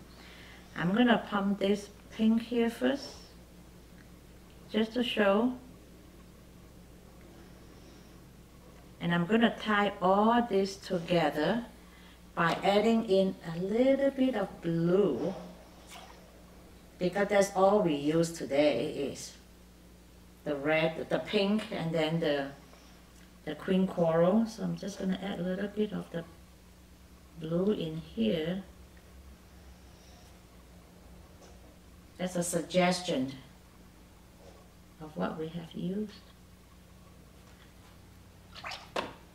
And now I'm going to come back with just a little bit more pink.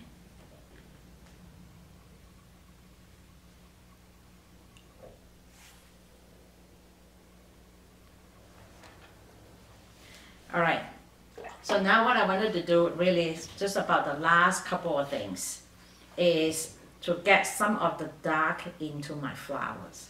I use queen coral, I use alizarin crimson. Now I'm going to get the dark at the corner, and you'll be amazed what it actually do. Okay, I'm going to use the red, a little bit more pink actually this time with the mix. Okay, so all you need to do is, I can just do it this way. I only want it to be at the very tip of the dark. I don't bring it out too far. I just want the separation right here. And then I'm going to come in and just deepen like the valley of this flower. And then deepen right here.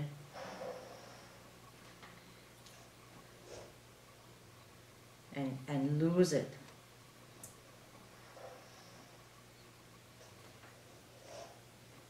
And then maybe a little bit here.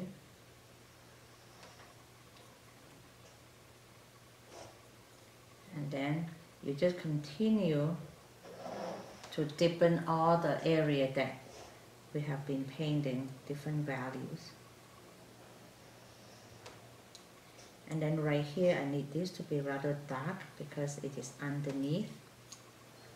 So I'm going to come in here and just do that. And where else I need to do some dark in here.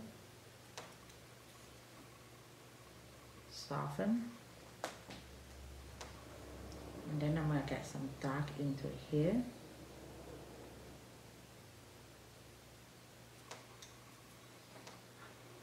Then soften here.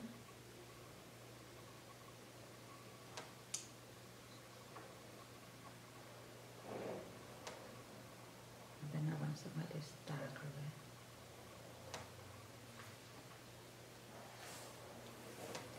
And what I need to do that and that one is give some pink back in there.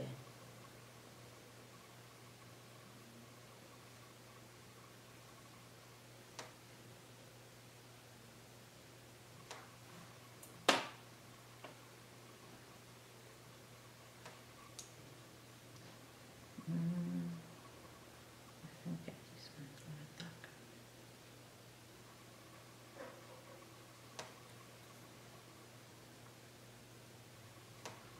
When it gets too blue, just put some pink on there.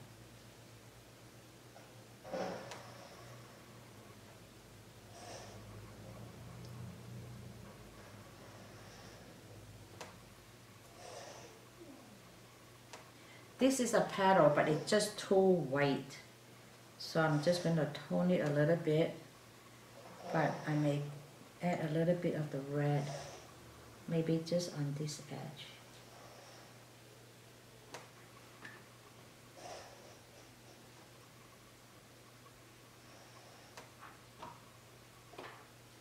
So this is basically, you're doing the last few things, you're evaluating what needs a little bit tuning.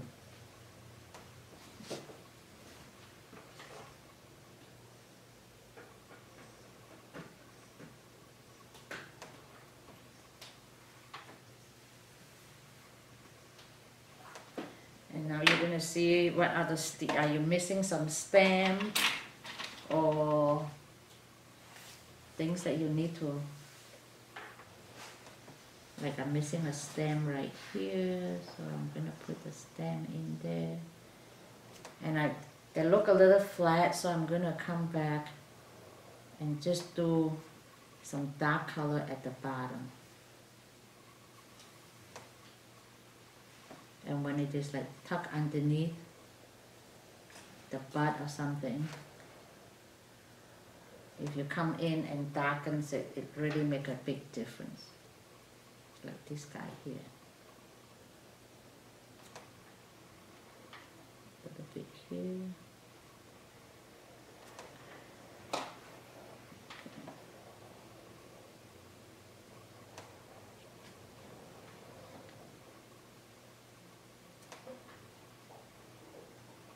And we want this tip to be a little bit saturated.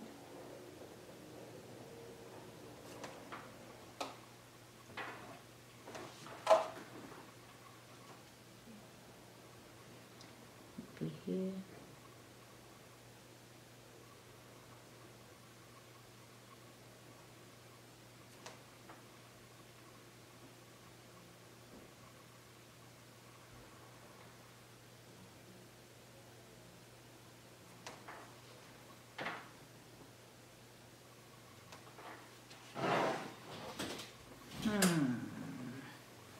All right, this is something that is important to do.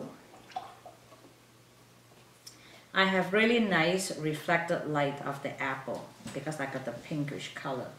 But I need to have a little... You're really tight in there. Oh, I gotta zoom out. Thanks. So now this is basically 90% done. So what you want to do is you want to think about reflected light.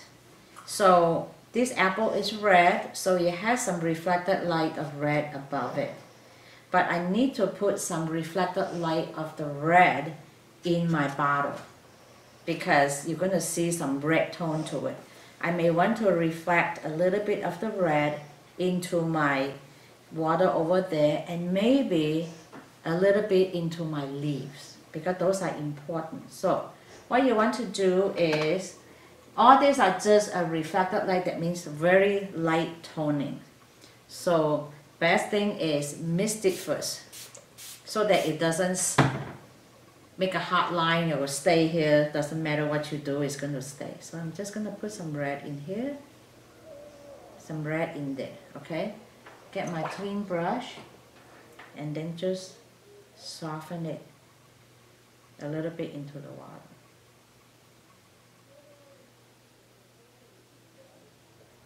And I always like to reflect that, a little bit of that pink into the leaves. Okay? Into the green. And there's one leaf that we did not paint yet. So I'm just going to paint this leaf.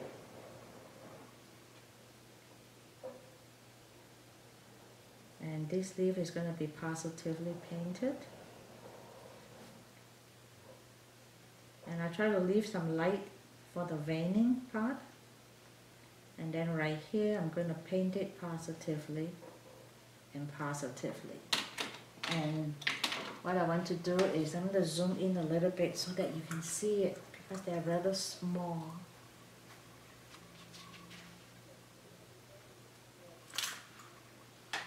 Okay, so I'm going to come back with a little bit of darker green. And the dark green comes from Queen Gold, Queen Burnt Orange, which is the warm color, and then Antwerp. If you want it darker than that, you can add a little bit of the dark color that we have mixed earlier, and it will give you a little darker color. Alright, now come in here. I'm going to key in the darker color and try to leave the vein light.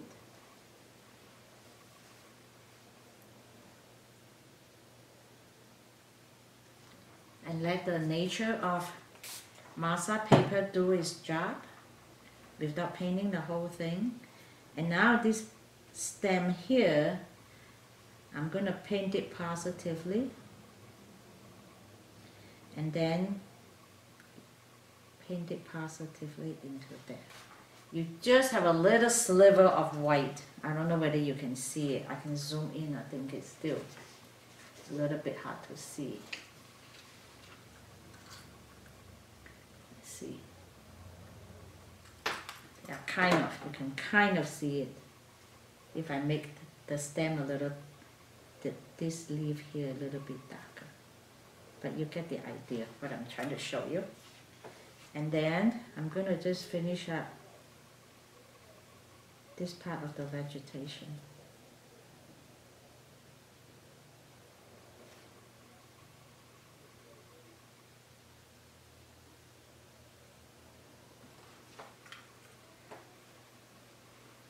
And then I have to paint the stem a little bit better over here. Maybe over here.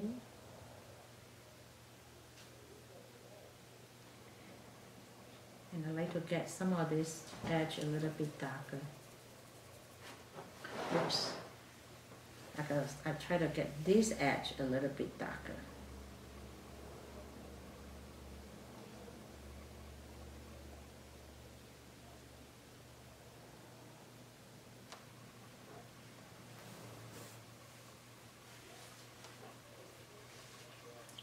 Okay, let me zoom out. And then now you can, I usually, when I get to this point, I will put it across my dining room table.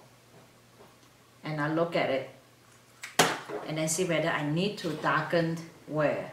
I probably will come back and darken this part a little bit more yet, because it just, the value of this green and this and the pink is very similar. So I'm going to show you what it will look like if I darken it more. I'm just going to turn it so that it's easier for me to apply colors. So I'm going to come in here and make this very dark.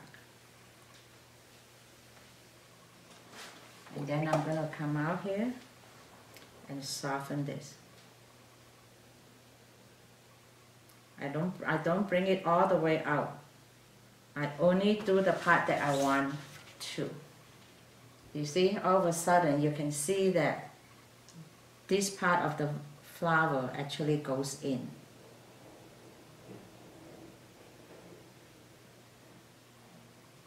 And just bring it out enough and then soften it so that it's lighter. And then I may even come in and do this part a little bit darker, because the value is not strong enough to part my flower. So I'm going to come in here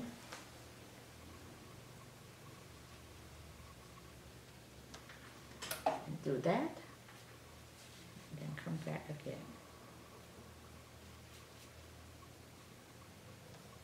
And then come in here, just one more time, and see.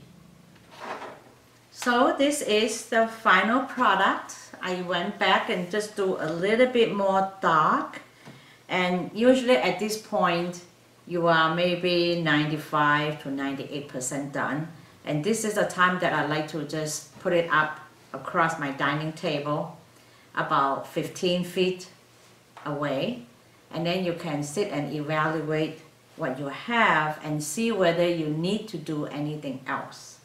And this is basically done, but if you want to add a little bit dark here, a little bit dark here, you can go ahead and do that.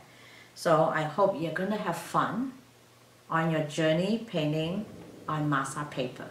I have a lot of fun. I paint a lot of different subjects as much as I can on Masa paper. And thank you for joining me.